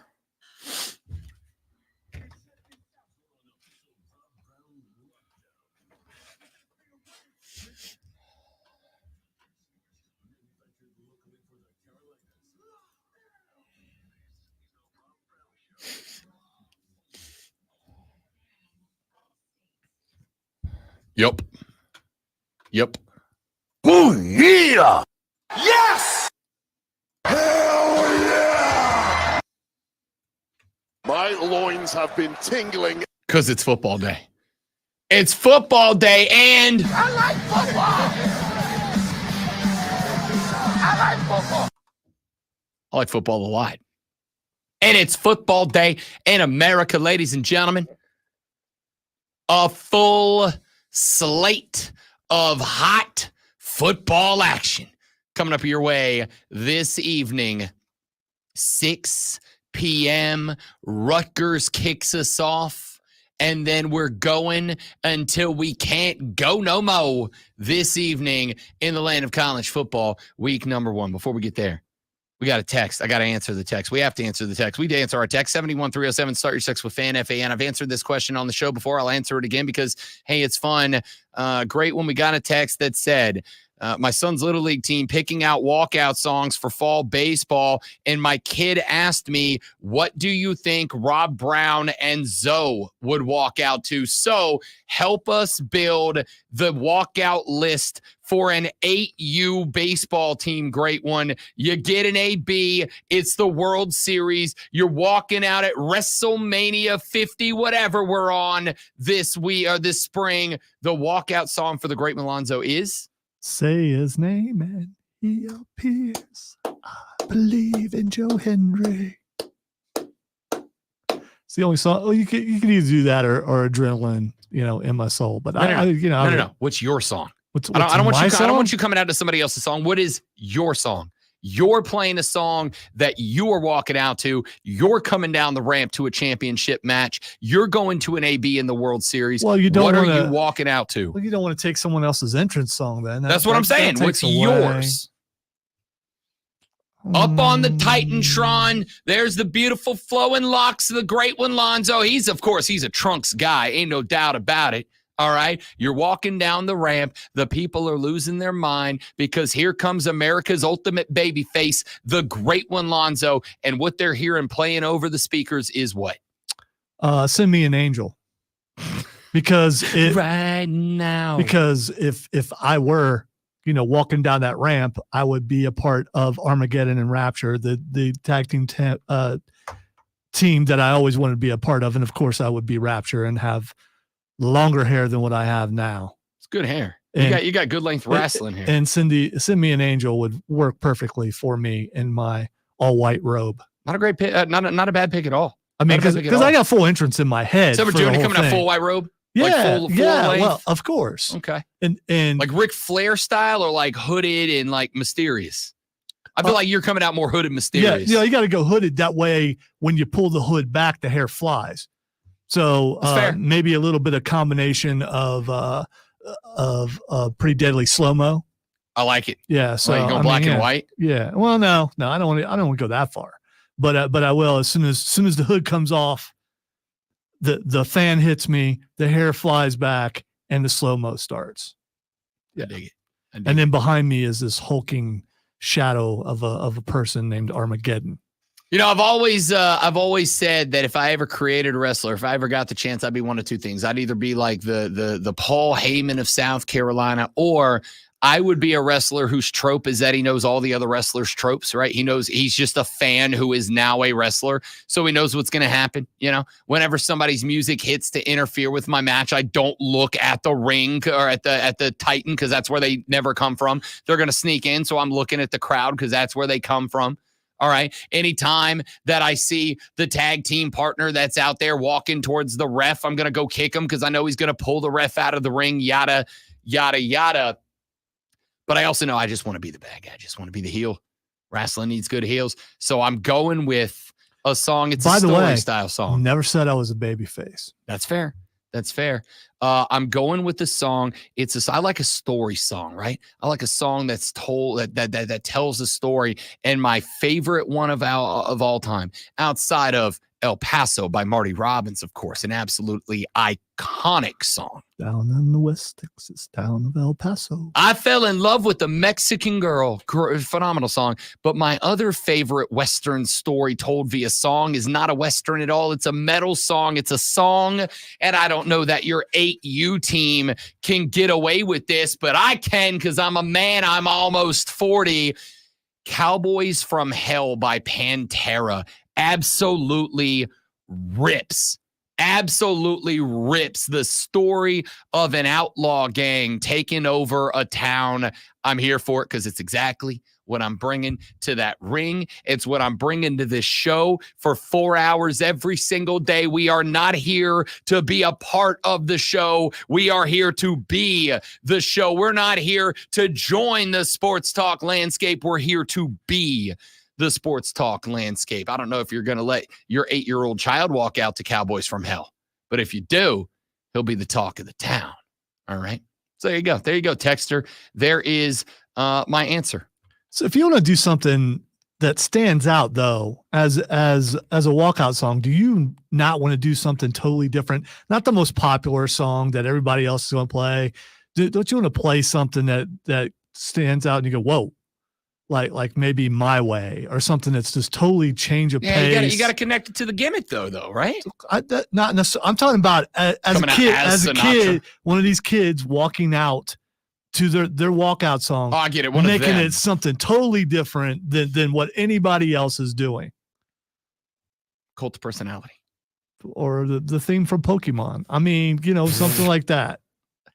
All right, let's get to some football here, because we got Fight Club coming up in the very next segment. We are taking a look up and down the week 1 slate of college football games tonight. As we have mentioned a couple of times, Howard at Rutgers gets it kicked off at 6 o'clock, at 7 o'clock.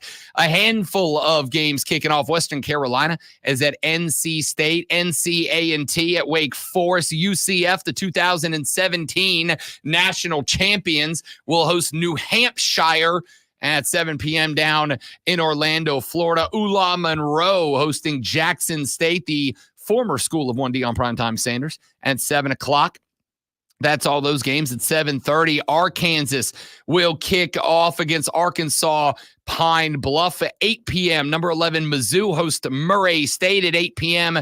Number 22, Kansas takes on the Lindenwood Lions out of the Ohio Valley Conference. Minnesota and North Carolina play the only P4 v P4 matchup this evening as the Big Ten's Golden Gophers take on the Tar Heels of North Carolina. That game kicks off at 8 o'clock from Huntington Bank Stadium in Minneapolis, Minnesota. And then, of course, at 8 o'clock, perhaps the most interesting game of the day, the NDSU.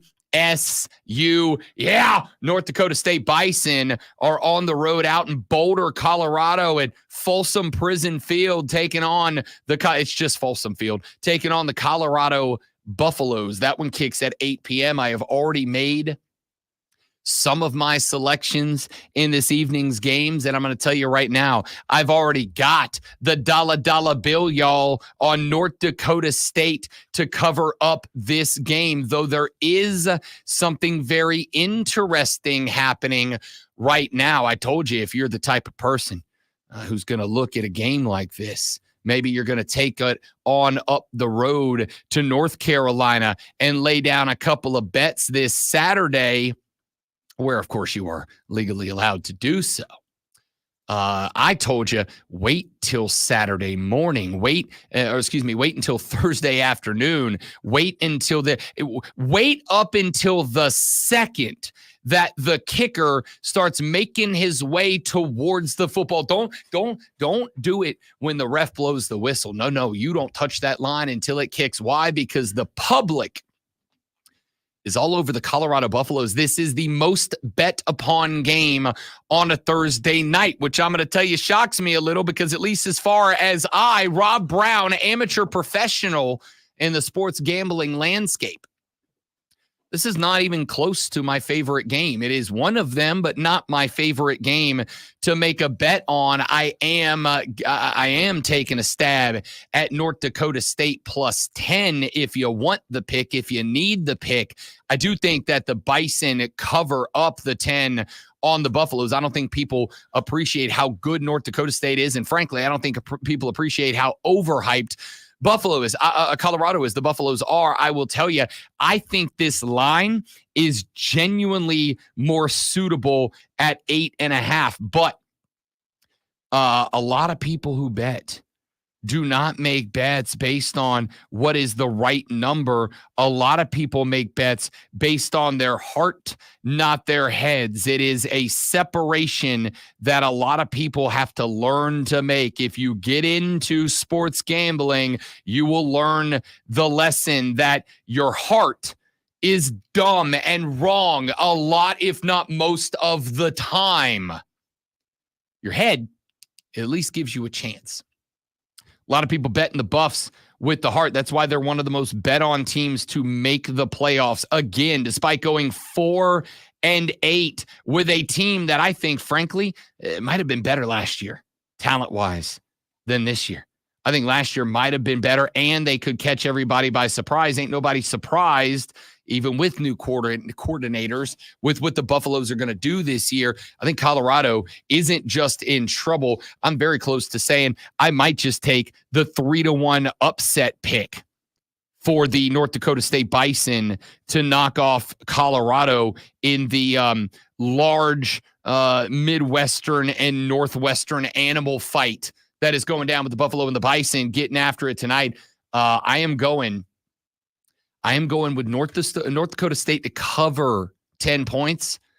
I wouldn't call you nuts if you picked them at 3-1 to pull the upright upset tonight. North Carolina, Minnesota is interesting too. The Tar Heels -1.5 in this game. Minnesota's +1.5. Remember, this one's at Minnesota, which means you're getting a little bit of a spread here. If you're the Golden Gophers, you usually get a field goal pointed in your direction by being the home team. If that is the case, that means that Vegas believes, as this is one of the least betted games this evening, Vegas believes that North Carolina is about a 4-point superior team to the Golden Gophers, and I'll tell you why. There's a young man that is going to be running the ball for the Tar Heels tonight. First name, Omari, and watch this kid. He is going to be a beast out of the backfield for the Heels this year. And with Drake May gone, with Tez gone, with a big backslide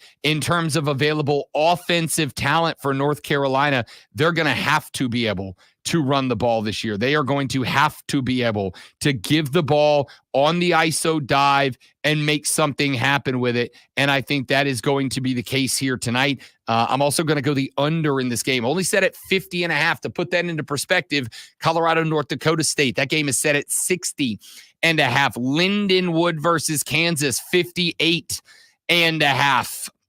It is the third lowest total on the books. But as far as any game involving a Power 4 conference team, and this one has 2 of them, it's the lowest total of the Power 5 teams, Power 4 teams on the books this weekend. So this one's going to be, if you put it this way, and you wouldn't think this based on what we know about PJ Fleck, based on what we saw out of the Heels last year, a team that loved to throw the football around. Without Drake May, they don't really have the same ability to do it this year. And because of that, this is going to be a slugfest, man. I told you last week there were a couple of games on a slate that I was told were boring and not worth watching. There was going to be some fist fights. There's going to be some fist fights tonight. And I think Minnesota v. North Carolina will be one of them. Look, I don't think North Carolina is back to being an ACC contender this year. They were last year because Drake May was that guy. He was good enough to have them there last year. They don't have that this year. I don't think they're competing in the ACC. I would not be shocked if North Carolina doesn't have a win somewhere down the line over a team that is. But if they want to prove that they are in that discussion, I think they kind of have to beat Minnesota. I think they kind of have to sneak by a game that they are considered 4 points better, 1.5 on the spread because they're on the road in this one. So I'd keep an eye on that. And then there's Utah at the end of the night, 38.5 point favorites over Southern Utah. The question is, are they going to prove that they are indeed a playoff contender and come somewhere close to covering up a far inferior Southern Utah team, or do they get SMU'd in week 1? Kyle Whittingham is a guy that I am going to encourage the great one to watch his coaching career this year at Utah very closely. Why? Because I think if the great one is right, and if the Ohio State Buckeyes were to stumble this year, is it championship or bust for you guys this year, great one? It's Michigan or bust. Michigan or bust. If there's a stumbling block when the Buckeyes take on MGO Blue at the end of the year, and you guys don't beat Michigan, and the fan base wins, and you guys do fire your head coach, Ryan Day, Kyle Whittingham from Utah is the guy you'll hire. See, I don't think so, because if the offense looks good but they still lose, the next coach is already on the roster. I don't know, man. Whittingham has done incredible things out there at Utah. If the offense looks really good and better than last year, and Chip Kelly has this offense looking the way that he was able to do in Oregon. So here's my reason that I don't know if that's true. Because if Chip Kelly wanted to be a head coach, he'd be a head coach right now. He left a head coaching job in a Power 4 squad to come be your OC. Very true. But he wasn't at Ohio State. Yeah, that's that entitled attitude. No, it's not. It'd be the same if it was Georgia, or if it was Alabama, or if it was Michigan. Those are teams that are blue bloods and above some of the other teams, including the one where he just was. I don't know, man. I genuinely think he was just done being a head coach at UCLA. I mean, don't get me wrong. Like, yeah, Ohio State is an easier job to get the talent, keep the talent, maintain the talent, develop talent. It's not an easier job because the pressure is immense in Columbus, Ohio. So I don't know. I don't know. I don't know if they don't go Whittingham and keep Chip Kelly. Either way, point is he'll be in the discussion, if nothing else. Utah's got to win this game by 40. They've got to cover it up against Southern Utah to prove that they are indeed a Big 12 candidate and a playoff candidate. When we come back, ladies and gentlemen, it's Thursday. You know what that means. Fight Club. We're talking boxing, MMA, professional wrestling. Your home for combat sports is Lonzo's Fight Club. That's up next. Take a look back at AEW All In. I look forward to the Bash in Berlin.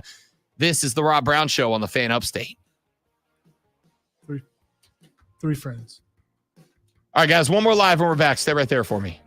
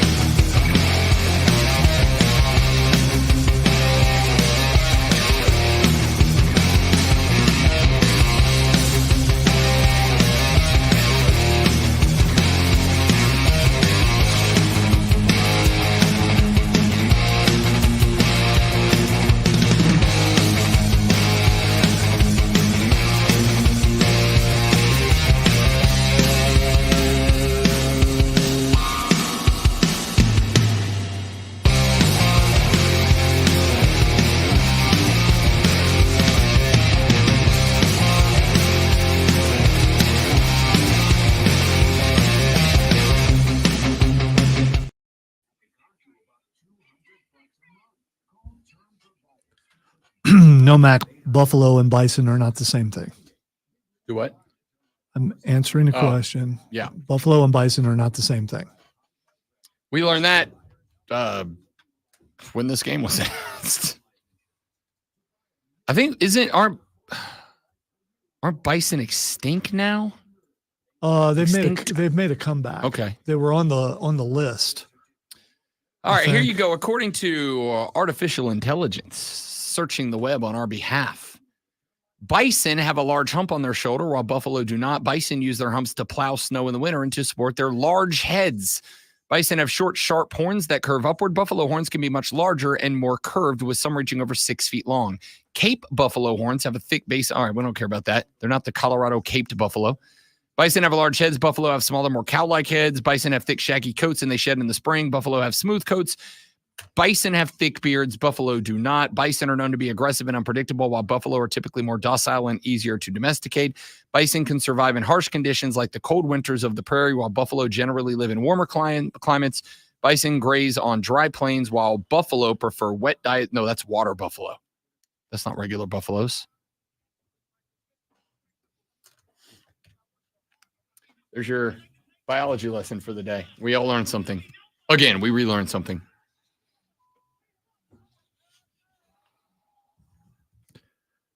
Welcome into the Fight Club, where we don't slap you. We don't do that. We throw elbows. We throw straight up haymakers. I don't know. We'll hit a chop every now and then. And leg kicks. Because let's face it, if you can't walk, you can't fight. Unless you want to bite someone's ankles. I don't know. A lot of things going on this weekend if you are a WWE fan, because we have two PLEs. We have Bash in Berlin, which is on during football season. During game 1 of football, because it comes on at 1 p.m. So there'll be some big games, including Georgia and Clemson going on when this goes on. Wait, is it Saturday? I thought it was Sunday. No. Oh, okay. Bash at Berlin is tomorrow or Friday or Saturday. I'm gonna get there eventually. I keep thinking today's Friday and it's not. But yeah, Bash at Berlin is Saturday at 1 p.m. and NXT No Mercy is Sunday. Okay. So that's weird. So anyway, let's because it's in Germany, so there's a time difference. Let us start with Bash at Berlin. I want to say Bash at the Beach. Why didn't you give it a different name?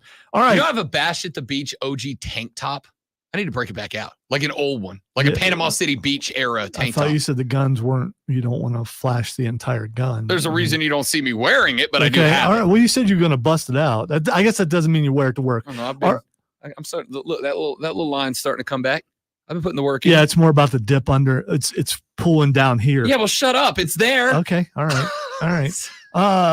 The first match is tricep extensions. Alba Fire and Isla Dawn, the current women's champions, going up against Bianca Belair and Jade Cargill for the WWE Women's Tag Team Championship, the rematch.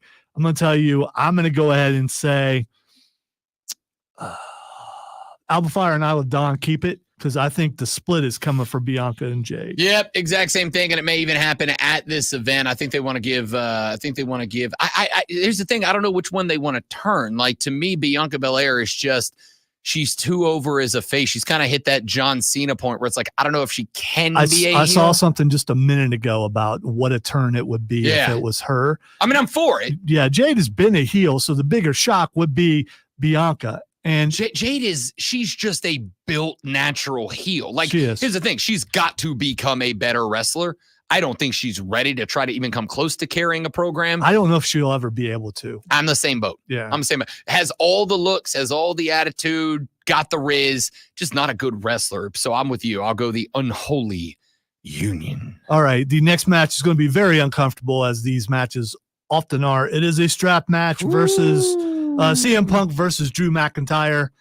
My heart wants Drew McIntyre to win, but the bracelet gate has gone on long enough, and I think CM Punk wins this match. I am going to join you there as well. It got me, which is too bad, because again, post his WrestleMania in front of nobody win, I think Drew McIntyre has been phenomenal in everything he's done, and he deserves his time in the sun. But you didn't bring Punk back to have him drop his first big-time full feud. Obviously, they tried one with Seth, but it got banged up, especially when you had Drew make it as personal as he did. I will go CM Punk. Who knows? Maybe we have an AJ Lee sighting. Here for it. Because I mean, just bringing her in for just a little bit of distraction, little cameo to get the bracelet back. I mean, I think that would be kind of interesting.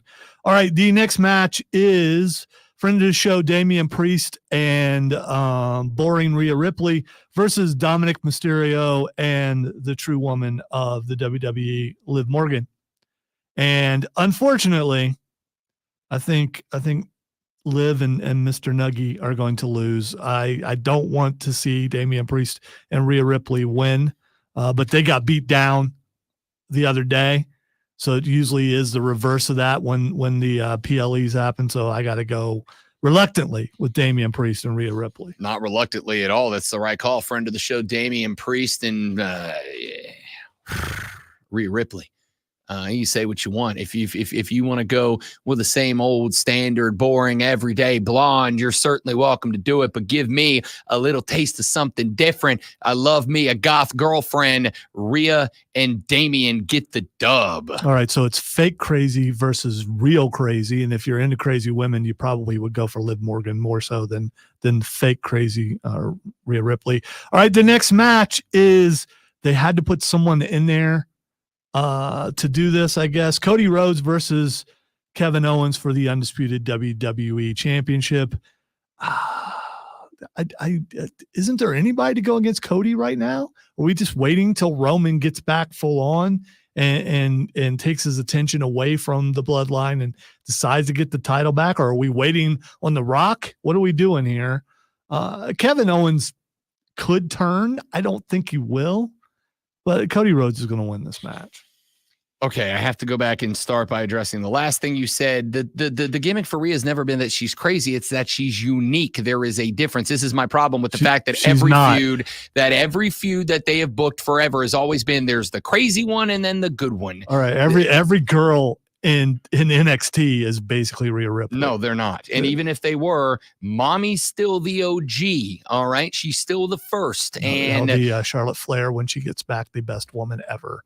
And nobody's talking about. I'm saying when you're talking about the dark-haired goth chick, Rhea Ripley's the one that put it on the map. And some of us like a chick who is unapologetically herself. Damn what anybody else thinks about her. That's Rhea. Liv's the crazy one. Rhea's just unique in herself, all right? I'm going to defend Mommy till the end of the earth, but the answer is yes, Cody Rhodes. I will lose my mind if Kevin Owens wins this thing. I don't know. It's because they've teased that you can't trust KO, but somebody made a point the other day. If you really think about it, Cody Rhodes has actually been kind of a jerk to Kevin Owens. Remember, Kevin Owens and Sami Zayn were making a run at the tag team titles when all of a sudden KO got sent over to Monday Night Raw in return for a trade that brought Jey Uso back to SmackDown and got him away from the bloodline. It turned out to be Cody that managed that whole thing, opposite way, whatever it was. KO got sent away from a tag team championship run in order for Jey to escape Roman, and it ended up being Cody that manufactured it. And then when he was over there doing successful on that show, what happened? Cody brought him back to this show right when he was about to make a run over there. He has screwed Kevin Owens twice. If KO turns, he is justified in doing it. I'm a fan of the prize fighter, but you are correct. This is not the feud that they take the strap off Cody. All right. And finally, friend of the show, Gunther, going up against Randy Orton. Would they actually take the belt off of Gunther Walter in his homeland? Would they do that? Would they put Drew in a castle and make him lose? There's just a lot of things where this is unpredictable, except for the fact that you spend all the time building up Gunther as the Intercontinental Champion, and now you want prestige on this belt, which is still, people forget this is a new belt now that there's been a couple more champions and not just Seth Rollins. I always thought that John Cena was going to be the guy that breaks Ric Flair's record. Now, with all the hype lately, I think it might actually be Randy Orton. I'm not willing to pull the trigger yet because I think this is just the first of matches for this belt between Gunther and Randy Orton. I think you got to go with Gunther, though.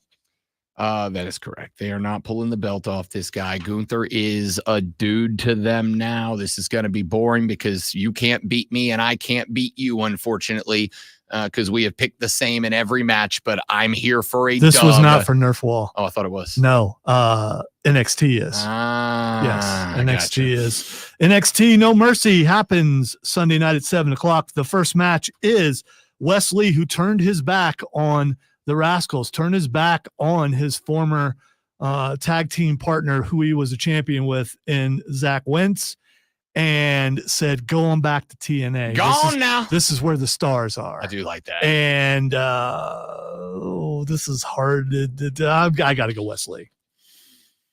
I really don't want to, but you know what this is? This is what NXT, you always, right before you get the call up, they spend some time as a heel, or if they were heel, they spend some time as a face just to make sure they can do both. And I think that's what this is. So I'm with you. Wesley is going to win this thing. All right. The next match is the tag team championship match between Chase University's Andre Chase and Ridge Holland and Nathan Frazier and Axiom. I am going to, there's going to be a breakup here one way or the other, or maybe a double breakup, which would just be awesome. I'm going Frazier and Axiom getting the belt back. Is it me or is it just weird like how hard they're pushing Axiom and Frazier? They are. But I also think this, and this might be our first split. I really want to pick Chase U because I do think Supersonic Duo is on their way to the main roster because they need some more tag teams up there to kind of vary it out a little bit. So I think they're on the way to the main roster. I just don't know that this is the spot that they send them up. Oh, screw it, Chase U. Okay. I'm probably wrong about this one, but screw it, Chase U. For the women's North American title, I'm glad that they finally did that. It's cool them having another women's title. Wendy Chu challenging Kalani Jordan. I like Kalani Jordan, but she's kind of boring. Wendy Chu has always been entertaining, whether she's a face or a heel, but I don't think she's the one to dethrone her, so I'm going to go with Kalani Jordan. So I think they like her a lot, and I think they are going to continue. I mean, I think sometimes we forget because the show's so good that it still is a developmental show, and I think that Kalani Jordan is somebody they think has big-time, long-term main roster potential just because of her physical capabilities. So I think they're going to give her a little bit longer of a run. I agree. All right. So I'm going to do a thing in this next match. I'm going to pick someone who it probably won't happen, but I'm just going to take a chance. Tony D'Angelo challenging Obafemi for the North American title. Obafemi showed up at Tony D'Angelo's restaurant, took over Tony's table, you don't do that to the family. I know he's a monster and everything. I get all that. But speaking of someone who's going to move up pretty quick, it's Obafemi. I'm going Tony D'Angelo here. I got to tell you, dude, I'm so tempted to do it. I really am. I think it's about time for a run with the family on top, like the top. And the North American Championship is as close as you can get it while not interfering with the run they're having up top. I really want to pick it, but this one's tough because it's very likely the family gets involved. This is 50-50. It's coin flip, right? Let's screw it. Let's go Tony D'Angelo. I don't want to do it. I don't want to pick the same as you, but like I can't. You never go against the family. Exactly. 2 more matches left. Roxanne Perez, who finally got smacked like someone, like she needed to be smacked, maybe smacked some sense into her. Maybe she found some character by Jada Parker. It was like one of the best slaps in wrestling ever. And I bet you still haven't seen it yet. Nope. Still burning through all in. You need to watch it. It's amazing. Jada Parker's not going to win this though. Unfortunately, Roxanne Perez keeps the belt. Yep. No need to break it down. Yep. All right. And finally, the match that we will be waiting for, and I will probably be staying up late for. Say his name and he appears. Joe Hendry versus Ethan Page. Ethan Page becoming a champion was a big-time shock. But there is a special guest referee in this, and it is Trick Williams. But there's also a thing where someone who likes to manipulate the joints, someone who used to be named Butch and is not happy about that and has said how much he hates Sheamus because he got named Butch, even though Sheamus had nothing to do with it. Yes. Such a good angle. Says Trick's going to get his, and I don't know how this works out. So I really had no idea how, but I got to do it because I believe. I'm going with Joe Hendry. Yeah, that was my answer. That's what I want to do. I think Ethan Page is going to win the mix and win the match, but I'm picking Joe Hendry. Here's the thing. There's one thing I think Triple H does that the old guy did not, and that is recognize when there is genuine organic momentum behind a guy. And I mean it when I say it, Lonzo. I don't think there has been as much genuine organic push behind a guy like there is Joe Hendry since Daniel Bryan at 30. I mean it when I tell you, I think this is the most organically over I have seen a dude since Daniel Bryan versus The Authority. And I think Triple H sees what VKM does not, which is sometimes, listen to me out there, those of you that want to grow into the entertainment industry, sometimes, not all the time, but sometimes, you got to give the people what they want. And what the people want is a title run from the one and only Joe Hendry. I believe in Joe Hendry. I also believe we'll be back after this to wrap up the Rob Brown Show in the Fan Upstate.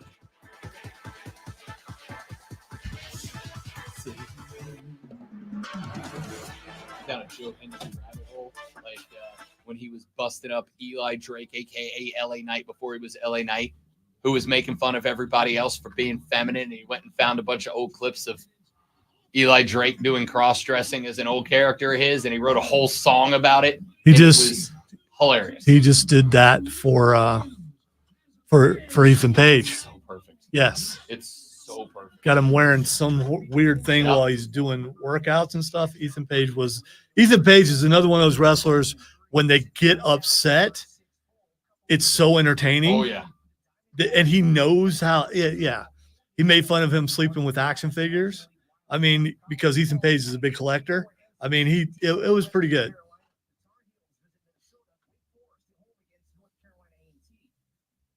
But I do wonder, I didn't check to see where the NXT, where that is. This might possibly be the biggest crowd that either one of them have been in front of, Ethan Page or Joe Hendry. Well, Page had, no, but I guess Page's real run with AEW was when they were coming out of COVID.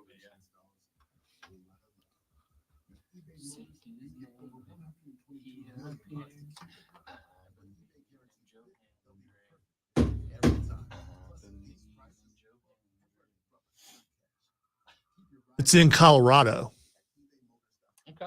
So I'm trying to find out in the Ball Arena. I wonder how big the Ball Arena is. Scotland and Canada and Mexico. I believe in Joe Hendry. We got you covered. Because Lowe's knows savings. Lowe's knows home improvement. More terms and restrictions apply. See Lowe's.com/rebates for details. Valid 9-4. Have you lost weight in the past? Okay, capacity for Ball Arena is 21,000. Where is it? Colorado. No, where? Ball Arena, Colorado. Yeah. In Denver. It's a basketball thing. I don't know who plays there, though. Hey, it's Rob Brown. I was a little apprehensive to start with the New Life weight loss because, hey, losing weight is tough. Keeping it off is tougher, but New Life has helped me change my habits. I've dropped 43.5 pounds, 10 inches off the waistline. I'm not going to go back. He did have some decent matches, Trey, but I'm talking about the biggest crowd that he's been in front of.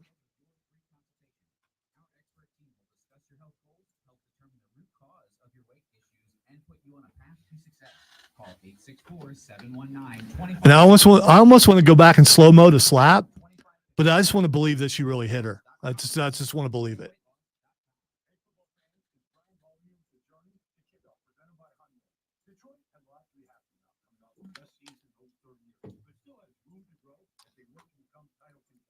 Their arsenal of young talent has another year of experience under their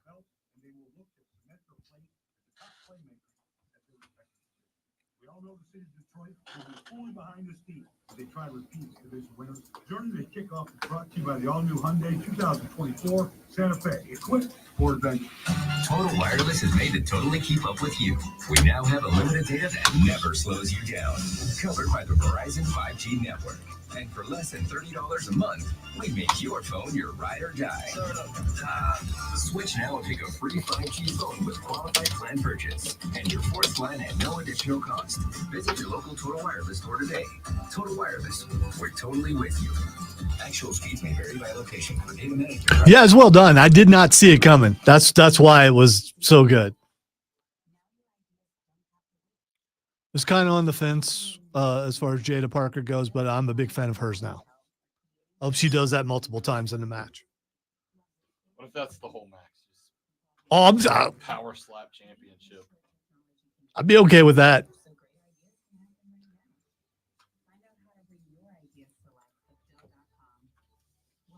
Although if that happened, Booker T might quit. I mean, yeah.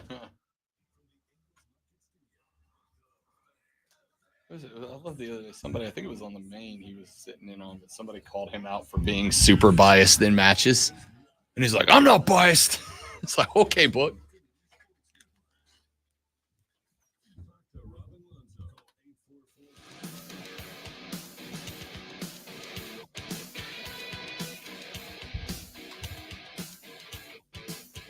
Tomorrow on the show, we're going to get into, obviously, the big weekend of college football upcoming. We got games all day. Saturday starting at noon, going well into the evening. I have already started to work on and put together our viewership guide for the weekend, including the return, ladies and gentlemen. It's been a minute since we've gotten to do it.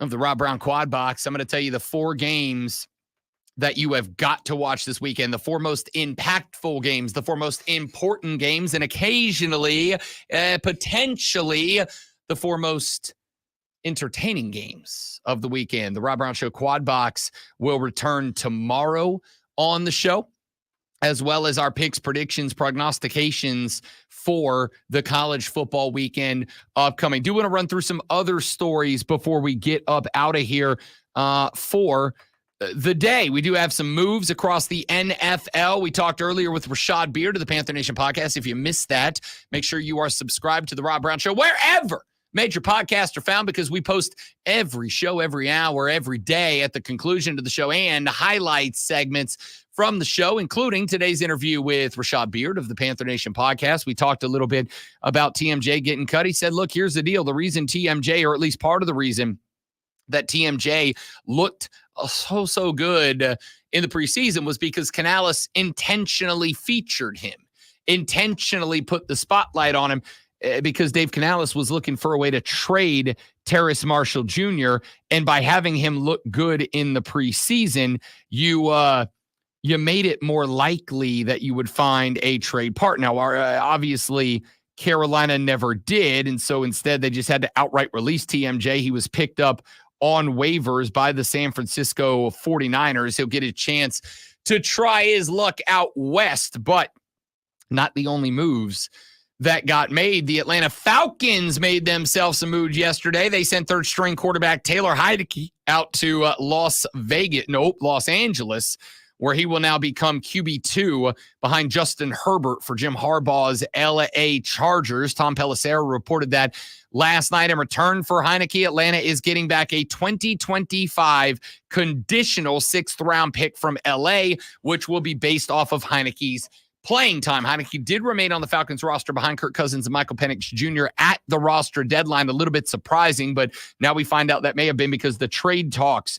for Heinicke were already ongoing, and he needed to be there. Found a team in need in the Chargers. They saw backup Easton Stick, who did have some time last year, but he struggled in the preseason. They also cut Luis Perez on Tuesday. Herbert made it back to practice after a bout with plantar fasciitis, but head coach Jim Harbaugh said he still wanted to have a reliable backup, and unfortunately, Easton Stick was not it. So Atlanta picking up a 6th round pick, and based on what they've done the last couple of runs with those late round picks, that might be a very, very good thing. A story we're going to talk about quite a bit tomorrow. Wanted to get to it today, ran out of time / focus.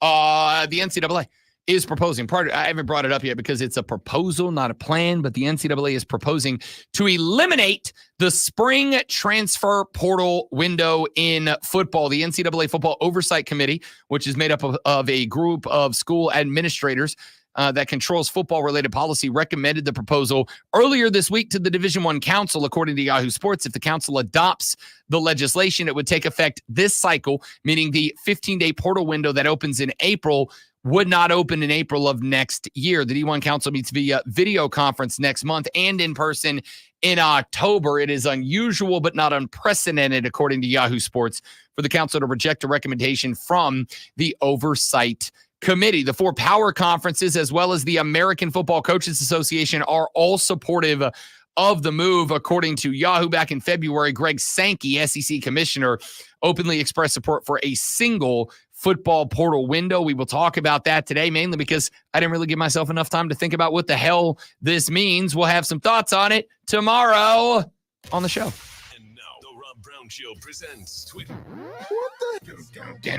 All right, time to ask Rob what the X is going on. All right, the first thing is Xing is this is pretty it's very entertainment oriented, this one, the entire thing, but the thing is Xing. The thing is Xing because haven't we gotten a we got Think the comic, other day. think comic Oh, I book. know. I'm going there. Okay. We got the other day our first title card for the new Fantastic Four movie. And it's like a very 50s looking vibe. So I wonder if we are going to get a is this a multiverse thing, or are we going to get the Fantastic Four traveling through time? You can or what? you can watch the trailer. Oh, did the trailer officially dropped? Even though it didn't, you can still find it. Okay. Yeah, it might have dropped. I can't remember. Who's playing was the one thing? of the ones.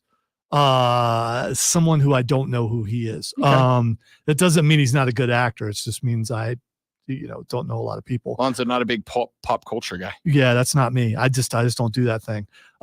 Speaking of which, there is a picture out there that it looks like the thing is practical effects. So they're showing them several people putting the thing mask on the thing. Okay. A really big guy. And then some people are really upset about it, but others have pointed out that like Ultron and others, they do that to help the actors out, and then they use CGI to tweak things later. That's I mean, even little stuff like that's what they do with like Deadpool's eyes, right? Spider-Man's eyes is they wear a mask that is a practical mask. It is Deadpool's mask, but then they go in and then they can make the expressions change a little bit. I'm good with it. I'm actually I decided to cheat and go look at it. I'm looking at it now. It's a pretty OG comic book looking thing, and I am down for it. Dude. I don't know if. I don't believe that guy's that big, but that's a big dude. No, that dude's not that big. Yeah, that dude dwarfs the mountain from Game of Thrones. Yeah, so I'm gonna guess not. He's large, so it looks pretty. I don't have a problem with it. All right, the next thing it's Xing is Rings of Power season 2. Rings of Power. I did add that to the my watch list yesterday because I got to go back and watch season 2. I need to go back and watch season 1. I watched a lot of season 1, but I did not really like. Lord of the Rings is not something that you can put on in the background, right? There is so much lore and stories and every word that gets said is somehow important to the story. It is something you've got to dial in on. And when season 1 dropped, I don't remember what was going on, but it was just not something that I was really able to dedicate the time that a Tolkien story deserves to have dedicated to it. So I need to go back and rewatch / finish 1. But what I will say is the folks who have ingested any of season 2, whether it's, and I don't even know what's out yet, if it's the whole thing. It came out today. I think 2 episodes dropped today. The folks that have been watching, the trailers and the little mini clips that have been released have had a ton of good things to say. I am absolutely going to dive in, but I gotta be able to dedicate like a week to burning through episode 1, and that's going to be tough to do because I don't know if y'all know this. It's football season. Yeah. Speaking of football season, Colorado is Xing. Colorado's excellent because Colorado plays football tonight, and there are two groups of people when it comes to Colorado. There are the people that are throwing a whole buttload of money at Colorado to win this game, to cover this game, to hit the over in this game, to make the playoffs. And then there's the other group of people, that is me, that thinks Colorado may outright lose the game. I do not think that they will, but might outright lose the game. Certainly taking North Dakota State, the FCS team, to cover 10 against this squad. Y'all, when we come back tomorrow, we got real games to talk about. He's the great one, Lonzo. I'm Rob Brown. Don't drink and drive. I'll punch you in the face. Have a lovely rest of your day. See you back here tomorrow to do it all over again, but better on the Rob Brown Show in the Fan Upstate. Later. I really don't give a. The last thing that I didn't have a chance to say is Square Enix is what did they do or not do? Oh, they realized the mistake they made being Final Fantasy exclusive to PlayStation. And so some of those games, including the latest Final Fantasy VII Remake, is going to be coming out on Xbox soon. Okay. Yeah.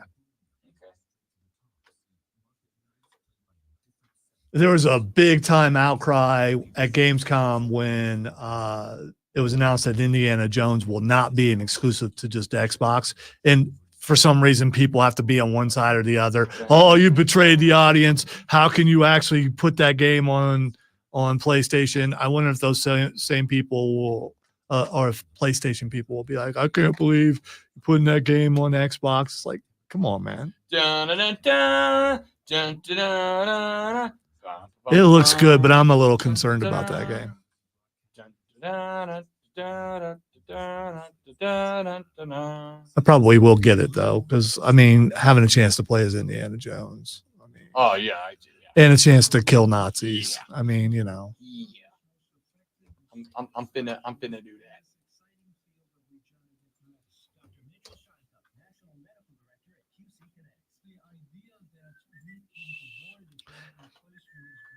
Yes, James, I do believe the New Day is breaking up, and I can't wait to see heel Kofi, because I still think it's going to be one of those that Kofi's actually the heel. Has Kofi ever been a heel? I have off the top of my head. Was Xavier Woods a heel in TNA? I don't think he was. It was Consequences Creed. Almost kind of like he was wearing all black. People pointed that out. They didn't have he didn't have the New Day colors on Monday.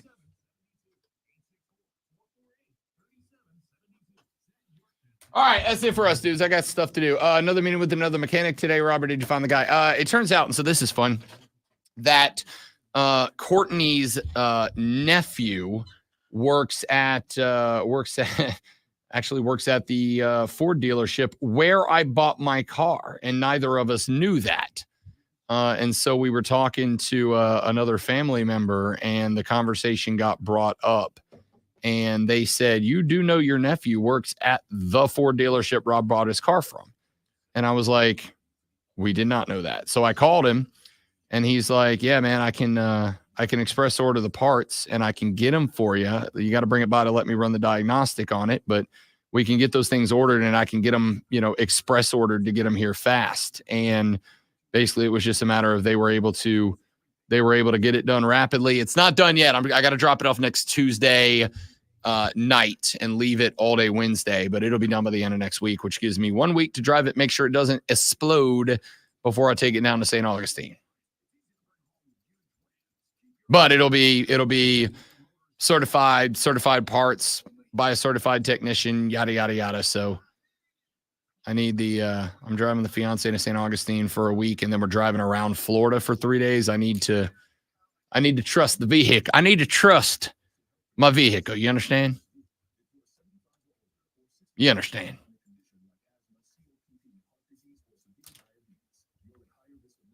Anyway, I got to go make promos. And then I've got to go to a meeting. And then I go pick up my suit. And then I got to go home and watch football. Can't wait. Can't wait. Like Bart Scott, can't wait. Was it Bart Scott? That was Bart Scott, right? I think that was Bart Scott. Who the heck is Bart Scott? Linebacker, New York Jets back in the day. He was the one that was on camera. They said, "How you feeling?" He said, "Can't wait." Oh, okay. Do. It's you, so I thought it might have been like some famous soldier. Bart Scott. There was no, it's Francis Scott Key. Never mind. Wow, that should not have played there. Sports. God, I sound terrible on the radio. You get better. I'd be offended, but it's been 17 years, so what are you gonna do? Yeah, I don't care.